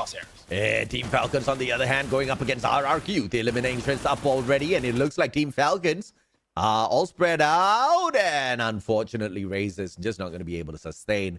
The revival's going to be easy. Ma'al! At least he got the revival first. But on fire, really on fire on that one. I mean, he just waited until Ma'al stopped and just hit him in a headshot. UAV has been released right now to get more information, but I don't think they will be getting that much in this instant. Now, as you can see, Expander will be battling in those stars right now. No points being taken by Expand, and Leem would be the first one to go down for Indo Stars. A little spread out, though, for Indo Stars, giving them more potential of recovery, but X-Roy has been taken out, and Kens goes in for the rush, but will not be finding anyone just yet. Now, there goes Coach Chill, and instantaneously, once again, recovered and revived. Yep, Coach Chill right down below. Kens trying his best to look for his opponent. Sends out the UAV as well. In the meantime, PE Sports doing a number on both Evo's Divine and RRQ at the same time. And Evo's Divine going up against RRQ now. And this 1v1, unfortunately for RRQ, Evo's Divine, what? Should have won that. Oh my goodness. Turning the tables around, it is just chaos overall, but I love how everyone's showing it. Now, I mean, showing so much aggression in this battle. Nextera is mostly more of a camping ground because of the number of compounds we can find, but there's no camping ground. All they are doing right now is hunting and taking each of the player down. And X-Roy goes in for the rush. But it is not yet over for the team because we're seeing a few more surrounding them, even onto the other side. Alif is not safe from the outside. I'm not quite sure though if Alif is the last guy from Homeboys. Well, Luffy just went down, so potentially Alif is the last guy. Oh, bending. Ooh, and there you have it. That answers his question. The last guy being taken down and Homeboys being eliminated. But the battle's not yet over though. We have Reverse Red and Falcon still in the fight. Sao Ming receiving a damage, but only a few HP though outside of the blue. Plus a nade action coming from Cougar will not take him down. Good backup for recovery being done by Boone James onto Sao Ming. And I think they will be able to survive and get away. Cougar outside of the circle. Woodpecker just putting on a lot of hurt on the opponents. But Reverse Red managing to back away. Has got the monster truck to use as defense unless, of course, the truck blows up in your face. You don't want that happening. I mean, I was afraid that happening earlier as well in 2 maps that it has been brought in, but still fortunate enough, monster truck, you wouldn't call it a monster if it's not that tough enough into the battlefield. But we have a Bara of Evo's Divine slowly moving in onto the next phase of the circle. And we are now about to see if there will be one more team being taken down right now. Stalwart Esports, despite of them not really showing up that much, they have 4 elimination already in this match. So they are just slowly and silently grabbing elimination after elimination. But GOW tactically being on the edge of the circle. This is what they've done so far, and this is what they have made most of the points. And I think it will happen. Oh, Expose goes down in zipline. You don't want that from happening. Boone James just missed getting taken down by a couple of bullets there. And wasting too much of time for recovery. The rest of them are coming in to get the job finished off. And on the opposite side, Expand closing in on them as well. Coming down. Crime MKS, the Slaughterer. And now this engagement is going to lead Expand directly into the hands of Evo's Divine. 2 back-to-back engagements for Expand. Can they handle the heat? Oh, it seems like they're handling it very, very well, especially with Faiz on the backup with that snipe. And Crime right now also moving in, but he is receiving a lot of damage. And there you go. They are now the elimination leader with 7 elimination, but it's not yet the end for the other team. There's still a few more survivors coming in from them, and they won't be letting that go that easily. But speaking of letting go, RQ let go of their position earlier, and now being stuck against Team Falcons. Let's see, with this 5 eliminations, can they run away with this whole house? And Heavy's boy, he just entered and he's being tortured by the players all Stalwart. You managed to bring the revival as well. Stalwart looking for the back-to-back booyah. This may not be their map, but they do have that adrenaline pumping through their veins. Peter from afar drops Razor. The Woodpecker still doing a number on those players out there. Yeah, I mean, won't be surprised if it will be topping up our weapons once again. Another team has been eliminated. Now, as we can see in those stars, not so much of showing from the early matches, but right now they might be able to team and take down Team Flash, but managed to get away. There goes the knock, and there goes the takedown. Raz and 18 Deer knocked down, eliminated. It's time for Lehman Coachil to run away. You mean run to the vending machine? This guy is on a mission. 1,600 coins in his hand. The best that he can do is bring the revives back in the house. And Coachil manages to put a full stack of his team members in towards circle number 4 as well. 18 Deer on the way back with an SMG in hand, and Dew with a spicy shot to end the run for GOW. GOW. I mean, usually they're the ones who are smart enough to get into a better place, but not this time, especially when SDE, Stalwart Esports, is gunning them down. And what a hit! Once again, Monkey 2, Monkey C, and he sees that, and the only thing that he needs to do is pull the trigger. Oh, absolutely, man. I mean, beautiful shots. 2 eliminations, and both of them wonderful eliminations. PE Sports now right under Team Falcons. Moving away from this compound, looking for that circle too early. Will show their back to Falcons, and you know the Falcons will strike. Stalwart, on the other hand, pretty comfortable in circle number 4. Not a lot of traveling to be done here. Let's see if they will be able to move in later, because there's a huge risk involved in there. Even if they have the portal go, can be waited out by the other teams. Expand though, waiting for the movement by Team Flash and Bin going in on the 1v1. There goes a little bit of flash, but you don't want to knock and just jump in without any backup. Here comes X-Roy, aggressiveness overall, just bringing and raining fire against Team Flash, and they cannot do anything. Oh yeah, this is the revenge that Expand wants. Expand wants to take Flash out of this equation instantaneously. RRQ on that full revival though. That's a hard reset once again for the Indonesians. But Expand, no matter what they try, they can't seem to flush out Team Flash just yet. Vice from up top does not want to take the very risky maneuver of hopping straight into that second floor, and therefore Expand is going to be waiting this one out. Slowly but surely pushing up towards the top, exposing their heads. This does not seem to be the best course of action here for Expand. Blue wall in their way. Fight down, been chin down on the ground. And this now is an opportunity for Expand to overwhelm the players of Team Flash. They knew exactly that, boosting each other over the shoulders. And Team Flash running outside the circle. Is it going to be a vending machine play? Answers no. He just hops on into the next safe zone. Team Flash survives the onslaught Expand brought to their doors.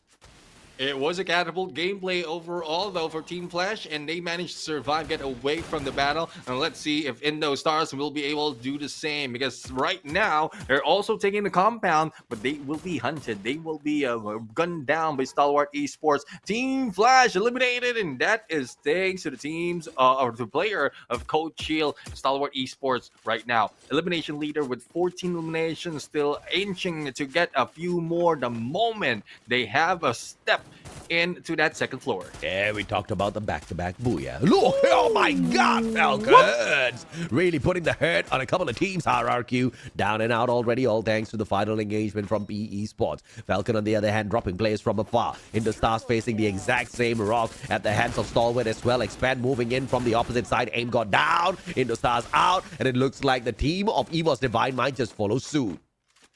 Now let's see if they will be able to follow as well as get more in this battle, because so far, yes, they have a lot of elimination, but a lot of engagement, or a lot of teams also surrounding them, and it is Team Falcons who might be gunning them down. Crime in cans, dynamic duo overall, trying to get away, turn around, and ring around the rosy, and is not yet falling down just yet, but Crime does, and Cans only a few HP, and there you have it. Despite of them battling on a lot of teams, they ended up in 5th. As long as RRQ's out of the race earlier than Expand's going to be smiling at the very end of this matchup. But PE Sports definitely trying to catch up as well. Reverse Red could put an end to this and help out Team Expand. Question is, does Reverse Red pull the trigger? Stalwart from up top. They've got the vantage point. Exposi and Diamond. It's a 4v2. Disadvantage to Reverse Red. Nice grenade's going to be sent out first. Don't cry. M1887. Diamond caught!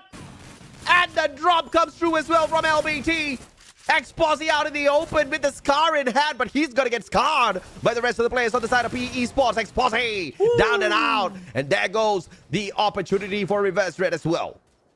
Now let's see if Reverse Red will be able to come back later on. But right now, PE Sports, I love what I'm seeing right now from this team, but Stalwart Esports might be taking it away from them. We have Team Falcons being targeted, and that is a good plan indeed. If Team Falcons will be gunned down by Stalwart Esports, the information gameplay against PE Sports will be away. But no, Wangan will be taken down, and this is Stalwart Esports not giving way for any mistakes. Absolutely. And Dew can also put pressure on the Falcon players from the opposite side, but he chooses to play the pressure against the rest of PE Sports. who the rest of his team members are already engaging with. But now Dew, bird's eye view, look the other side, bro. And now he gives away the information to the rest of his team members as well. Uses the portal go, goes to the opposite side, and Dew with a masterful reposition to give his team the mighty advantage. Split to the opposite side, but Team Falcons changing their minds as well, moving towards Dew. This is gonna be a very risky maneuver. Dew out of the equation already. One single mistake, Falcons took advantage. Yeah, Falcons right now taking advantage of the situation, but PE Sports is getting close to Stalwart Esports, who's already lost one of the players. Now let's see if they will be going down that easily. Falcons right now, 14 eliminations, just going left and right and undecided as to who to take. Cougar right now is also being hit with all those glue walls. Melter, but Stalwart Esports has been pushed towards the Falcons, and this is PE Sports' chance. All they have to do is wait, but Saifa going in for the rush. Let's see who goes down. Oh, LVT goes down, as well as one more. But PE Sports 2v4 Falcons is just taking over 2v3 situation, and it's not yet over. Yeah, the fourth booyah for Falcons awaits them. One final player from the side of PE Sports, undetected just yet. Narrow on the ground, Narrow bleeds out. Falcon with a booyah, fourth in total for the knockout stage. And this really shows that Team Falcons is the best out of this group in Nextera. But I really love how PE Sports did. I mean, currently in the 5th, if not 6th, on this map with this Group A and B. They managed to survive a little bit longer, a little bit stronger, and grabbing a few more points. But let's not take it away against Team Falcons. This team has been judged, especially when they have changed their names, grown those wings. But I guess this is time for them to fly high. Well, they were just sleeping on last week, bro. In fact, the past 2 weeks, they've been sleeping on their opportunities. Buriram managed to extend the lead. The Reverse Red managed to catch up. Team Falcons, of course, felt the heat, and now they just want to fly away with all of the pressure that they can bring in here. And of course, they show us as well that when they do get geared up for the battle, they can definitely take over and they can overwhelm their opponents. Quite a number of eliminations as well to pair with their booyah from this Nextera game. Yeah, I really love it. The way I'm looking at in terms of numbers and the team's performance, the moment that they are in a risk of losing a spot, that's where they pop off. It's either they go aggressive a little bit too early, or they strategize a little bit more so that they can just get away from the risk of losing a spot. But you did mention there's not really any changes in terms of prize pool, but there's a lot of pride involved being in that top spot. Oh yeah, absolutely, bro. Honor and pride, the pride of the team being able to dominate everybody else out there. And of course, they want to prove to themselves as well that they are one of the dominant teams before they get into the final week. Just no ifs, buts, or maybes about it. Yes, they were experimenting. Yes, they had a couple of changes. Yes, they got sidetracked a little bit, but they are back in here on this week to prove that they are the fiery ones. They are one of those that dominate the overall table at the knockout stage. Yes, Falcons may not shine so much because of the disparity of points between them and Buriram United Esports, but we have to acknowledge Falcons are just 5 points away now from 1,000 massive points at the top of the leaderboard in second place. Oh yeah, I mean, this is like this in this competition. Probably it's because of duration, but this is the highest points that we have seen in total just from the knockout stage. So we still have point rush that will be happening afterwards, and then the grand finals. So there's a lot of points really that is being gathered, and I guess this is record high when you combine them all together. This is the point marathon. Later, it's going to be the point rush. But of course, we want to hear from the players themselves. Team Falcons, I believe this is their very first interview ever since being acquired. So let's head on over to the host at Thailand to hear exactly what the questions are. Yay! It's been so long, since the last time I talked to Team Falcon, but they're already here, Cougars from Team Falcon! Yay! So I want to ask you, Cougars, what do you feel about getting booyah after you get into the team? รู้สึกยังไงคะกับการที่ทีมเพิ่งได้บูย่าครั้งแรกนับตั้งแต่ 2 อาทิตย์ก่อนอันนี้อาทิตย์ที่ 3 เหมือนเราเพิ่งได้บูย่าครั้งแรกเนี่ยหลังจากที่เราเข้าทีมมา last week ก็ already รู้สึกว่าได้ช้าเกินไปครับ มันต้องมาไว้กว่านี้ แต่ก็เต็มที่แล้วครับ I think I achieved Buya like too slow but yeah I did my best why it took so long ทำไมถึงใช้เวลานานกว่าจะได้บูย่าคะ วันนี้เล่นเข้าใจกันสุดแล้วพี่ แบบว่า คุยกันเคลียร์เวลาไฟท์อย่างเงี้ย ปกติเราคุยกันแบบว่านัวเนียไปหมดเลย มันไม่เข้าใจกันอ่ะ วันนี้แหละคือแบบคุยกันเคลียร์มากเลยครับ Today we have really clear communication because usually we always like have problem in communication yeah okay one more said to me that it's because of me as a IGL he said that he command you guys all the team วันมอบอกว่าเป็นเพราะว่าวันเนี้ยวันมอเหมือนเป็นโค้ชของทีมก็สั่งว่าให้เล่นยังไงใช่วันนี้วันมอเป็นโค้ชครับ แบบว่าสั่งการเล่นอะไรพวกนี้ ใช่ ก็เลยได้บูย่าไม่รู้เหมือนกันครับ ก็เต็มที่อ่ะมันเล่นแบบชิวๆด้วยครับวันนี้ Today we are quite chill and also because one more is our coach today no pressure but get booyah congratulations and the last thing I heard that yesterday was one more birthday happy birthday เมื่อวานเป็นวันเกิดวันมอ I want you to again wish him and celebrate something เมื่อวานเป็นวันเกิดวันมอค่ะอวยพรวันเกิดให้วันมอหน่อยก็สุขสันต์วันเกิดครับวันมอขอให้เพื่อนมีความสุขมากๆแล้วเราจะคว้าแชมป์ไปด้วยกัน Happy birthday to one more my friend we gonna become a champion together I hope you get a champion นะคะ as a one more gift เนาะ for birthday หวังว่าจะได้แชมป์จะได้เป็นของขวัญให้วันมอเนาะใช่ได้Okay and now back to you Shoutcaster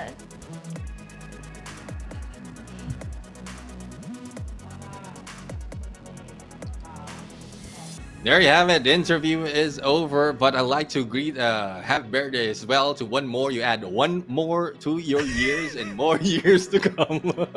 Can we have one more booyah as well? Maybe. Of course, Team Falcons have picked it up already, and they may be 194 points away from Buriram, but they are one more booyah from a total of 10 in the knockout stage. And of course, that's something that we all want for them. Let's take a look at the stats here as the Russia Cougar walks away with a total of 5 eliminations to 7 knockdowns, rocking the 8-1-4 combined with Awakened Andrew, J Beeps, as well as Nairi for that perfect active passive combo. Yeah, and Team Falcons, I guess, you did mention this earlier, this is the awakening that Team Falcons is showing compared to the first half of their stay in the knockout stage. So hopefully it continues on, and if it does, especially in performance, it might not be a booyah, but they might be able to grab a few more of those good points and reach 100 for today in total. But this is what that will help them with the eliminations. They have 11 already with a combination of Cougar and Peter, plus an additional 11. Well, plus additional 9, so a total of sorry, I'm being lost. My math is not mathing right now. 20, my friend. 20. 20. It's okay. I've got those days as well. Cyber, 8 eliminations, walking away with the spotlight here on the elimination leaders, followed by Coscu with the 7, Vice MKS, Peter equalizing the 3rd and 4th with the 6 eliminations, and of course, stops showing up once again. Pretty much 4 out of 5 players, all from Thailand. That sums up the domination, and exactly which region really loves picking up those elimination points. Yeah, and going to the key players right now, we have Legalot with 5 revived teammates and 18 Deer, 5 times revived. So, well, it's a good thing they're not in the same team. Otherwise, they are just bringing each other back. But one elimination by Grenade coming from Cougar from our Booyah Takers, as well as Stop not really stepping, especially when it comes to blue wall with 23 blue walls destroyed. Oh, yeah, absolutely. I mean, we've seen 25, 28 glue walls made, but 23 glue walls destroyed. This guy is just wrecking everybody's effort out there just for a shot at their squad and those elimination points. We see exactly why. Drogon with the 19 eliminations this time round. No surprises here, as Nextera is definitely a match as well as a map that forces those closer engagements. But Woodpecker used, and you can see the elevation from all of those buildings did drag out the use of this long-range weapon quite a bit. Yeah, and like we are seeing a lot of M18A7 this time around. I mean, I guess the 180 gameplay is really showing out this much. But speaking of much, there's a lot much of points that has been taken by Team Falcons. Total of 32 with a 20 elimination. Thank you very much once again, AJ, for adding that up for me. And the placement points. And they will be followed by Stalwart Esports with 25 in total. Expand right now really showing up with 12 elimination and 6 on the placement. They might not have the first, second, or third. At least eliminations will be able to help them catch up. But speaking of catching up, PE Sports, they are now doing well right now. Currently still on the 10, but only 19 points remaining for them or between them against RRQ Kazu. Of course, we talked about both RRQ and PE catching up with Expand. PE is just a little bit more consistent at their job, and they have now caught up with RRQ. Like you said, 19 points behind them. But Expand, though, managing to keep a little bit of a distance between themselves as well as PE Sports by performing decently as well in that previous matchup. I believe equalizing with the total number of points, a total of 18 that they managed to pull. And as long as Expand can keep up that performance, there's nothing to worry about. That's all they need to do for the remaining matches until we're done with the knockout stages. Well, that would depend on which map we are going to be brought into game number 6. So we're going to bring in our randomizer to choose for us. Hopefully there's no scams, there's no fakes being happening. A lot of crossovers has been shown even from the previous days, and this might bring some of the heartbeats from the players, especially if they're so proficient in one map alone.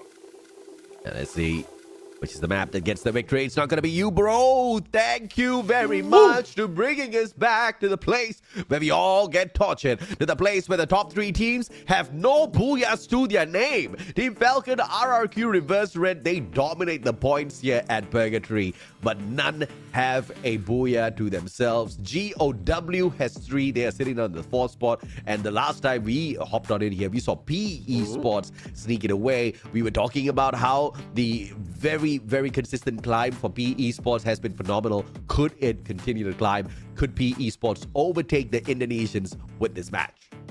I might have called it early, but they did well on Nextera though. But PE Sports, a huge chance for them to grab another Booyah Specialized. They are doing quite well in this day. But on the team or top teams for this match, we still have Buriram United, who's not playing right now. Same goes for Attack All Around, but Team Falcon is on the top. And as you mentioned, 0 on the Booyahs just yet. Will this be the match that can put in that one? I don't know. I'm hoping that it is not the case, because PE Sports has been on the flow state throughout the whole day, and they have been performing and providing us all of the entertainment we desperately required.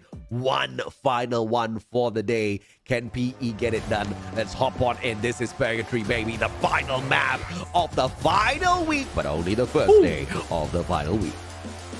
Neither heaven nor hell. Let's see who will be able to cross over onto the other side as the flight is now about to start. Purgatory it is. Let's see who will be paying the toll in this battle. Now, as we look into the flight path, it might be a little bit too harsh for the team, but no, I got that wrong. It's still quite in the middle. Moat House, though, a little bit too far. And if I'm not mistaken earlier, that was where Reverse Red, or rather Stalwart Esports, might have taken their spot, but not this time around, where there is a lot of risk involved on their travel. And very early drop here. Indostars, PE Sports, both want to find the skirmish at Ski Lodge. Ooh. And the danger is that Indostars might drop by right after they're done with the Forge loot to pay a visit to both PE and EVOS Divine. Now, how PE can get out of this sticky situation is if EVOS Divine's 2 players who are pretty close to Forge start this skirmish first with Indostars. And it looks like that's not going to be the way as G'day puts Don't Cry down on the ground, traded out. But there's no elimination just yet here on G'day, so one loss here for PE Sports. Yeah, one loss for the players of PE Sports.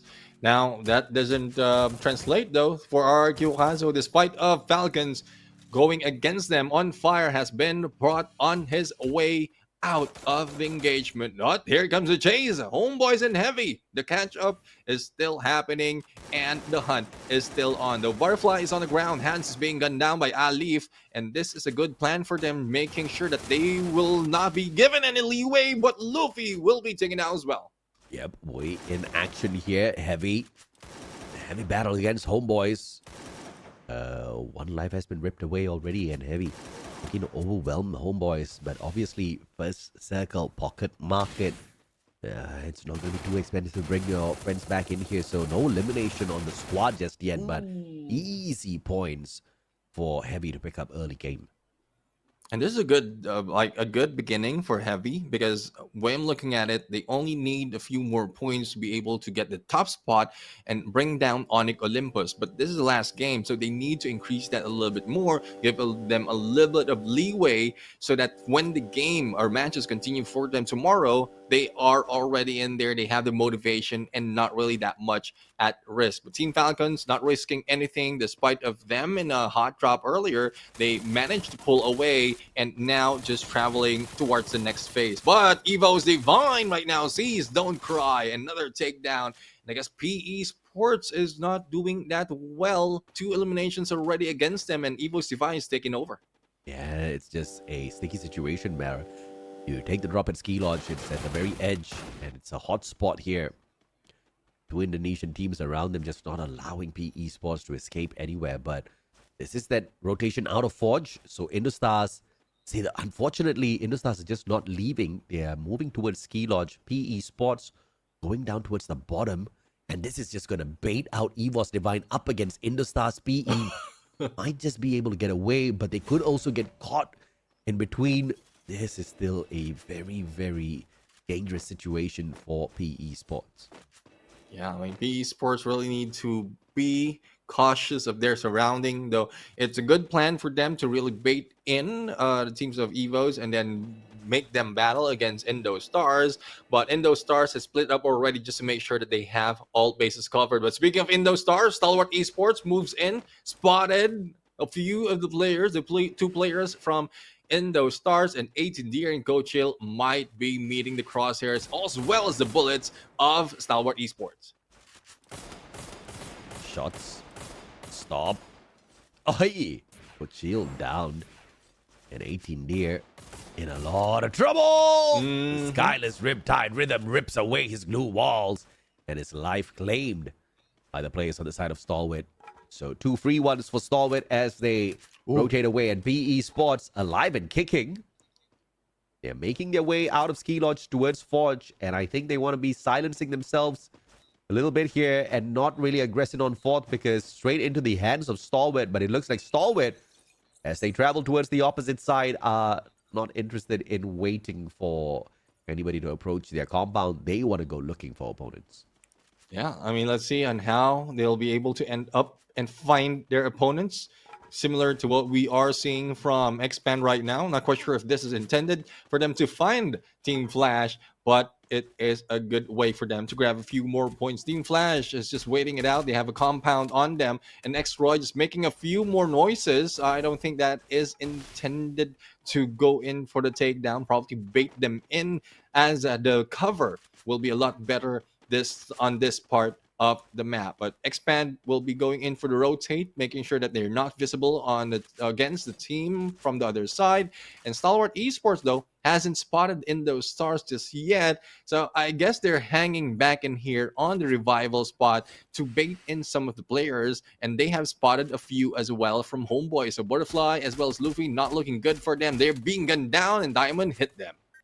And Reverse Red is just going in here for the annihilation. They managed to scan out those players. Reverse Red, 2 players right on top of the roof, on top of everything else. It's the portal go that instantly gives them the capability to take that backstab position and torture homeboys out of their safe compound.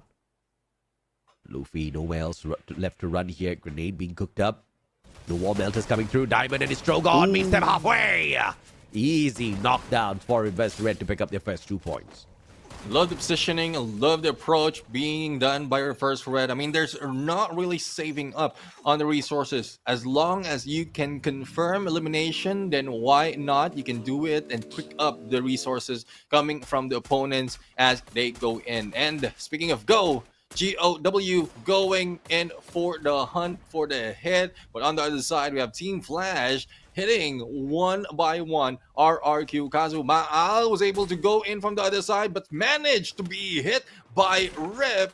And it is RRQ right now who's in trouble. But as you can see, not only are there the ones in the area, but also Team Flash, GOW, and RRQ together with the Heavy might be meeting up in a bit. Oh my goodness, this is about to get a little bit messy. Flash straight up against Heavy. The all-out Vietnamese hang out here, and Hans from up top.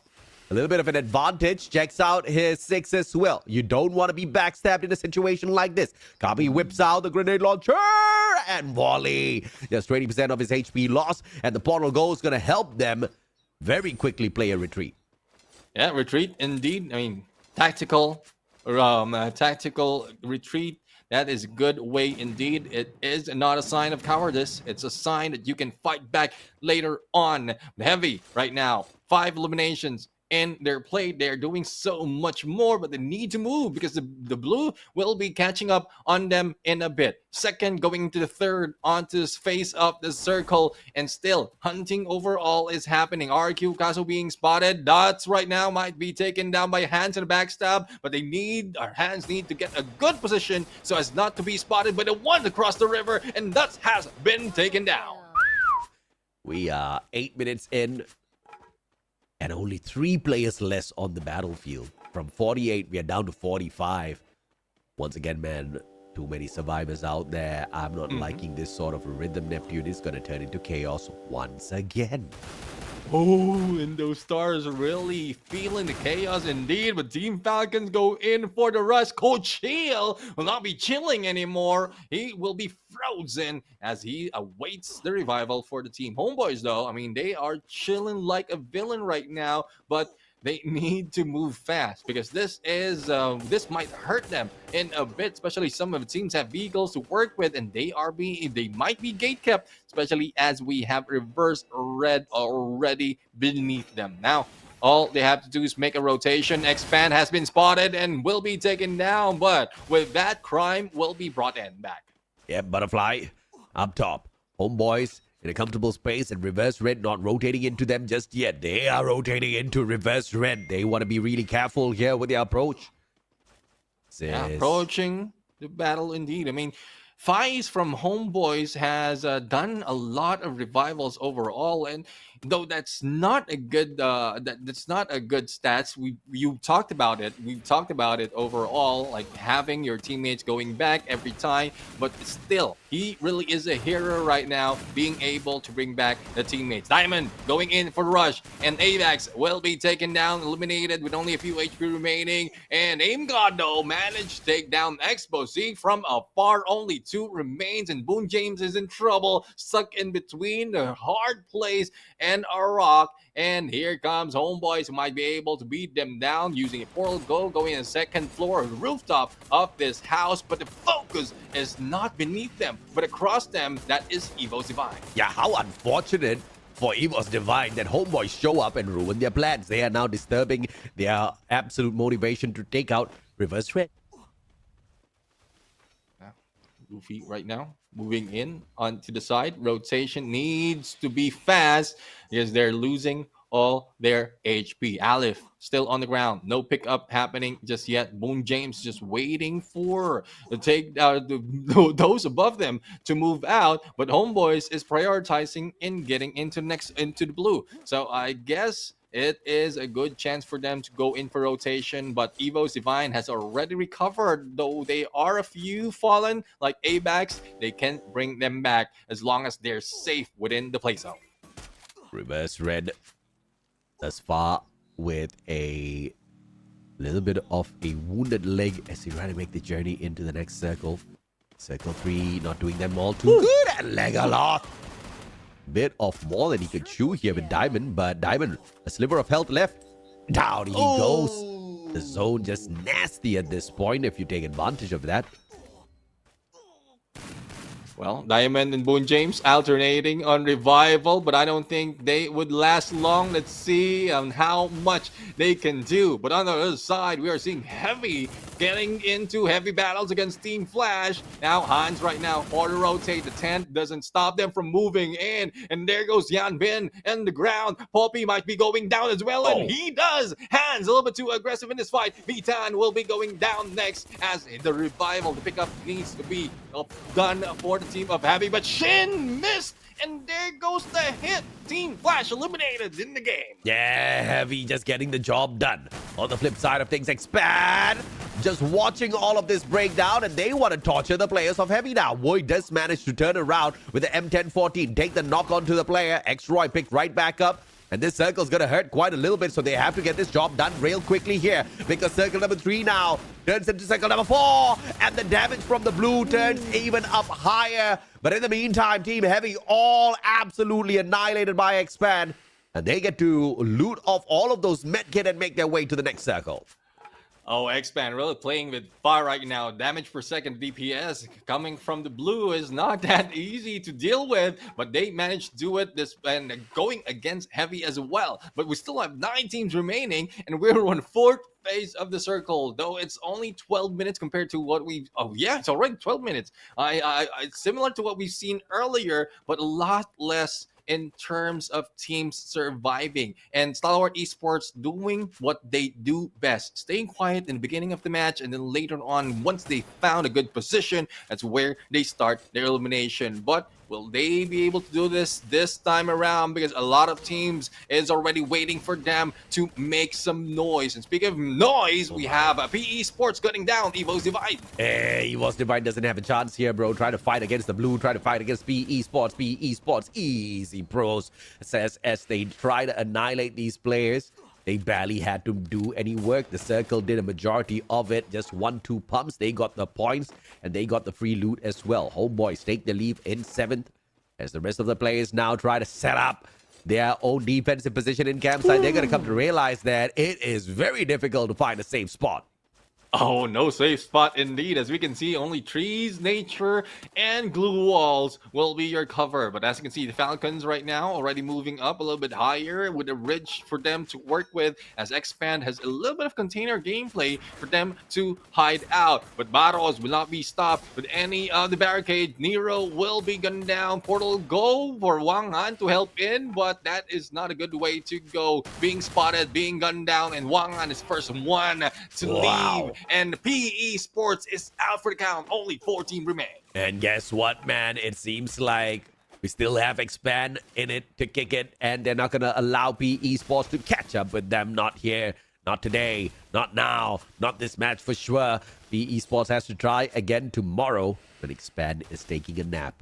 On the flip side of this battle that Expand is about to take with GOW, it's going to be Team Falcons meeting Stalwart. This is going to stall their progress for quite a bit. Both of them playing a very dangerous edge towards the blue. Stop goes down. Coscu overwhelms him. Barros with the Bison. Can he survive? Survives long enough. And how is he still alive and kicking? Barros finally being taken down by Onfar face to face, and here comes Do. Let's see if he can see, he can do, and he can chase him out of the blue. And as there goes, oh, the spray and pray coming from Do doesn't make the hit, but Peter jumps in onto the bullet spray, but will be taken down as well by CosQ, and Stalwart Esports loses the final member. Now it's a 3v4v4, Expand and GOW still full squad. X-Roy trying to survive the battle, as well as the chaos being brought in by DPS of the blue, and GOW and Expand battle continues. Falcon might be able to take advantage. Fires already sees On Fire approaching from the back. M82B in the hands of On Fire, so this is going to be a little bit troublesome to deal with. Those glue walls are not going to make a huge difference for this sharpshooter. But the end now, flanking around from the right-hand side, putting pressure onto CosQ himself, so CosQ cannot assist the rest of the players on the side of Team Falcons. Therefore, Team Falcons now, they are even more overwhelmed with the sheer number that Expand and GOW are providing from both the left and right-hand side. The best thing Falcon can do is fall back and group up and fight this together as a squad, and they try to do that exactly at this point. Yeah, I mean, they can pull back on the other side, release a portal, go to get in a little bit behind or above those containers to give an element of surprise. But Team Falcons with 3 players, they don't want to risk it. They don't want to go in on a battle that they might be losing at this point. As you can see, a portal go has already been released right now. It's up to GOW to make a step, and Expand right now is just going in for the flank. No one wants to head into the middle just right now, and X-Roy just leading the flank, leading the rush against Falcons. It proves to be a much easier battle because they're just going against 3, but Crime will be feeling that, as well as X-Roy. You don't want to go against Team Falcon, especially in this map. Let's see if they can survive. Yeah, and GOW taking advantage of this onslaught by Team Falcons from the right. They attack Expand from the back, but Kens manages to reverse the situation up against the end. Kens himself, unfortunately, cannot sustain anymore. Fires backs away, a barricade of glue walls around them. Falcon try to break down all of those glue walls one after the other. Fires breaks out, tries to take down Cougar. Unfortunate for him, he gets snuffed out. Falcon versus GOW now in a 3v3. GOW going for their massive booyah in this final game, but unfortunately for Isa, he falters first. CosQ turns around, 13th elimination in hand already. GOW is surviving with just 2. 2v3 situation, and let's see, Falcons will be able to fly high once again for the back-to-back. Now, as you can see, CosQ goes in for the hit, rips one out, and there goes Team Falcons for the booyah, and the first booyah for Purgatory overall. Absolutely solid performance for Team Falcons, not just from this match, from the whole day. Already 1 booyah in hand, the second one for them on top of everything else. Back to back, we see them rise to the occasion, above 100 points for sure, as we last checked in with them when they were at 96 from today. Massive improvement from the past 2 weeks. Yeah, and with that, they will be crossing the 1,000 point mark, going in, maintaining their position in second place. I guess, I couldn't take it away that if there's a risk of you losing a spot, despite of not really mattering in terms of prize pool, you don't want that to happen. We've seen that from Falcons, we've seen that from Expand, and we've seen that overall with other teams, especially for those playing today. But how will it end up for tomorrow, when Group A will be resting, and then Group B or Group C will be introduced back into the battle for this week? Absolutely, man. I mean, you saw the effort out of all of these players, Neptune, but towards the end, Thailand reigned supreme. At the end of the day, we know that they were pretty much hustling, but we saw a lot of highlight moments from RRQ, from BE Sports, but then Reverse Red sneaked away a booyah, Stalwart sneaked away a booyah, Falcon hit their double, and at the end of the day, on the overall leaderboard for day number 16, it is stacked with 3 Thai teams at the very top with their best performance. I guess some things just don't change. Yeah, some things really don't change. It might show a little bit, but not really entirely changing. But Stalwart Esports, I mean, they lost their capability in this matter because of the position they've taken in that match. And GOW right now, I mean, that was a 3v3, but they lost all the advantage, especially with the pressure that has been brought in by Expand. And there you have it. Final match for day number 1 of the last week. It's getting too exciting, AJ, because a lot of changes, a lot of fire coming from the teams. Yeah, of course, you know, we may have not been able to see a PE Sports booyah here, but our storyline still was very well highlighted today, right? We were taking a look at mainly 3 teams. In the head-to-head, we took a look at RRQ as well as Expand. RRQ managed to catch up, but Expand still managed to pull away towards the very end. But of course, before we wrap up the day, we still need to get the interview out of the boys. Once again, Team Falcons.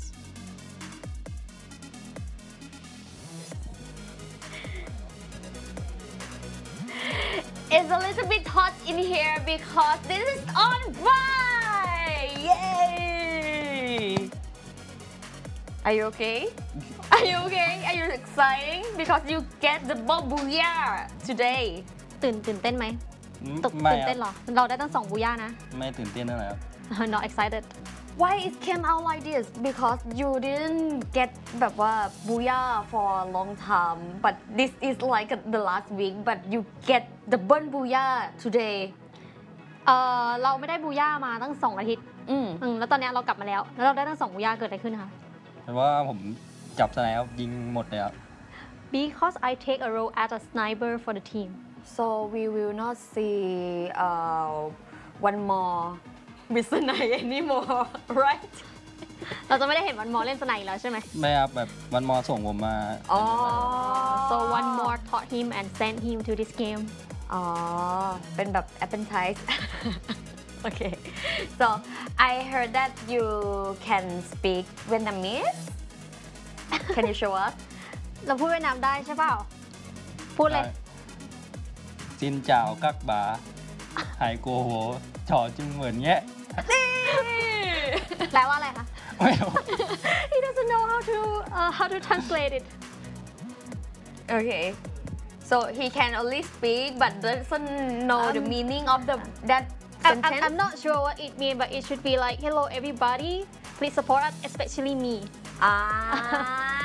แปลว่าสวัสดีครับทุกคนอย่าลืมเชียร์ทีมผมนะครับโดยเฉพาะผม okay so anything you want to say to your fans แล้วมีอย่างอื่นที่อยากจะบอกแฟนๆไหมคะ ฝากติดตามทีมฟอลคอนด้วยนะครับ Please follow us Team Falcon แค่นี้เหรอ ครับ Just that Okay so good luck นะคะ for the next day on Sunday right โอเคเดี๋ยวกลับมาอีกทีก็ตอนวันอาทิตย์เนาะขอให้โชคดีนะคะ Okay and now back to you Shoutcaster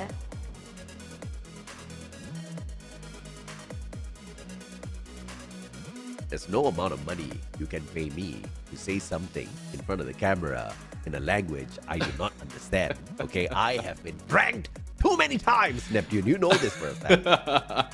Oh yeah, I mean, I'm so sorry. I'm going to say sorry for that already. But I guess like trying to force me to say there's things in a language I don't understand, man.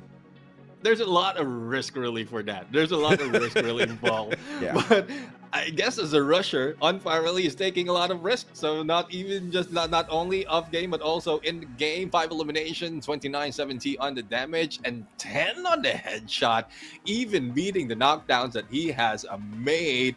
And that's really an On Fire gameplay. Yeah, I mean, headshots with the Drogon hurt a little bit extra, so you better watch out whenever this guy shows up. But of course, the rest of his team members surely do know how to pick up those numbers. Yeah, I mean, Koskyu will be in there back to his old ways of keeping the engagement a close quarter. Even Cougar has shown so much of potential, especially with the AE-124 in hand. Now, a total of a lot of elimination. I mean, that is 15 eliminations already, plus an additional 12 points for them. And that can bring their points, or has brought their points already, crossing over the 1,000 mark. Though it's still quite far from Bermuda United Esports. At least they're maintained a lead against Reverse Red, not letting go of that second spot. But we are seeing 2 spots from Team Falcons right here on fire, and Cougar in terms of elimination. Those who follows them really did a lot well. Aim God from the early parts of that Purgatory or match number 6, as well as Do from the long range of sniper shot, and Hands as well on some of the early engagement that we've seen earlier, even on Trogon. Absolutely, man. And of course, all of these players putting on a show for us, but we cannot finish the game without the key players highlight. Eliminations by Grenade, Don't Cry makes it up, and of course, Grenade used Crime MKS wishes he could have gotten a couple of eliminations through that. Cypher with the 19 blue walls, and RIP just saying RIP to all of the blue walls he annihilated. Yeah, I mean, well, I'm really happy that Crime has shown up as a key player, not just once, not just twice, I think so many times, and that only shows that Expand really has shown a lot of improvement overall, especially as a lot is in their risk for this last week. But Woodpecker still in the lead, still on the top 3, followed by Trogon, in there to taken out of the picture is the M1887. We have Bison back in play. Absolutely, the Bison's back in play, but the Woodpecker, I mean, we missed it for the first 3 games, and then the last 3 games, it was like, I'm back, baby. All with those long-range engagements, and Team Falcon definitely shining with that. We saw how the conversation between Mudmore on fire went with those snipes. He's been thought, he's taken over the torch, and he seems to be doing pretty well with all of those shots. But Stalwart also, once again, pulling in 11 eliminations, getting to the final circle for a total of 18 points. And Expand, we highlighted them enough to encourage them to not mess it up. And they were like, okay. We got to get back into rhythm. 3 games in a row. They give us exactly what we want. And they also put that distance between themselves as well as the Indonesians, RRQ. I love how it's turning out for Team Falcons right now. Now, when we look at historically, this is the second best total points they have in a day. But in terms of elimination, this is the best day that they have in elimination. So I guess they're getting the groove right now, and still, as I mentioned earlier, crossing that 1,000 mark, maintaining their lead against Reverse Red. Well, I want to focus more on those on the second page. PE, though they weren't able to cross over the 9th spot because of being taken down with not that much in that battle, but GOW moved a little bit closer against Heavy, as well as Heavy has only a few more points against Onyx Olympus that can be settled by tomorrow. And Dew slowly climbs the leaderboard for the MVPs as well, alongside Diamond, but it's going to take him a while to match up against Buriram. Although there's just one involved here, we know the number of booyahs Buriram usually pull off to absolutely wreck their opponent. So there could be a shocker, but tomorrow Buriram is back in action. And when Buriram is in action, it just makes the job a little bit more difficult for the other teams. Unless they plan to slip a game once again, similar to what we've seen the other weeks. Yeah. But it's like they're just playing around this time. They have leeway. They have a good chance to play around because they have been maintaining the top spot, taking the huge lead against the team. We're going to meet them by tomorrow. Once again, we'd like to thank everyone who has been in here. I am Neptune, the Gentleman Garcia, together with Mustachio AJ. We're going to see you in the next matches.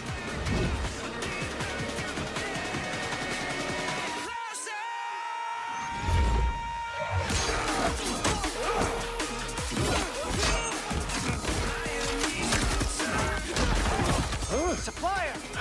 How'd you like them apples?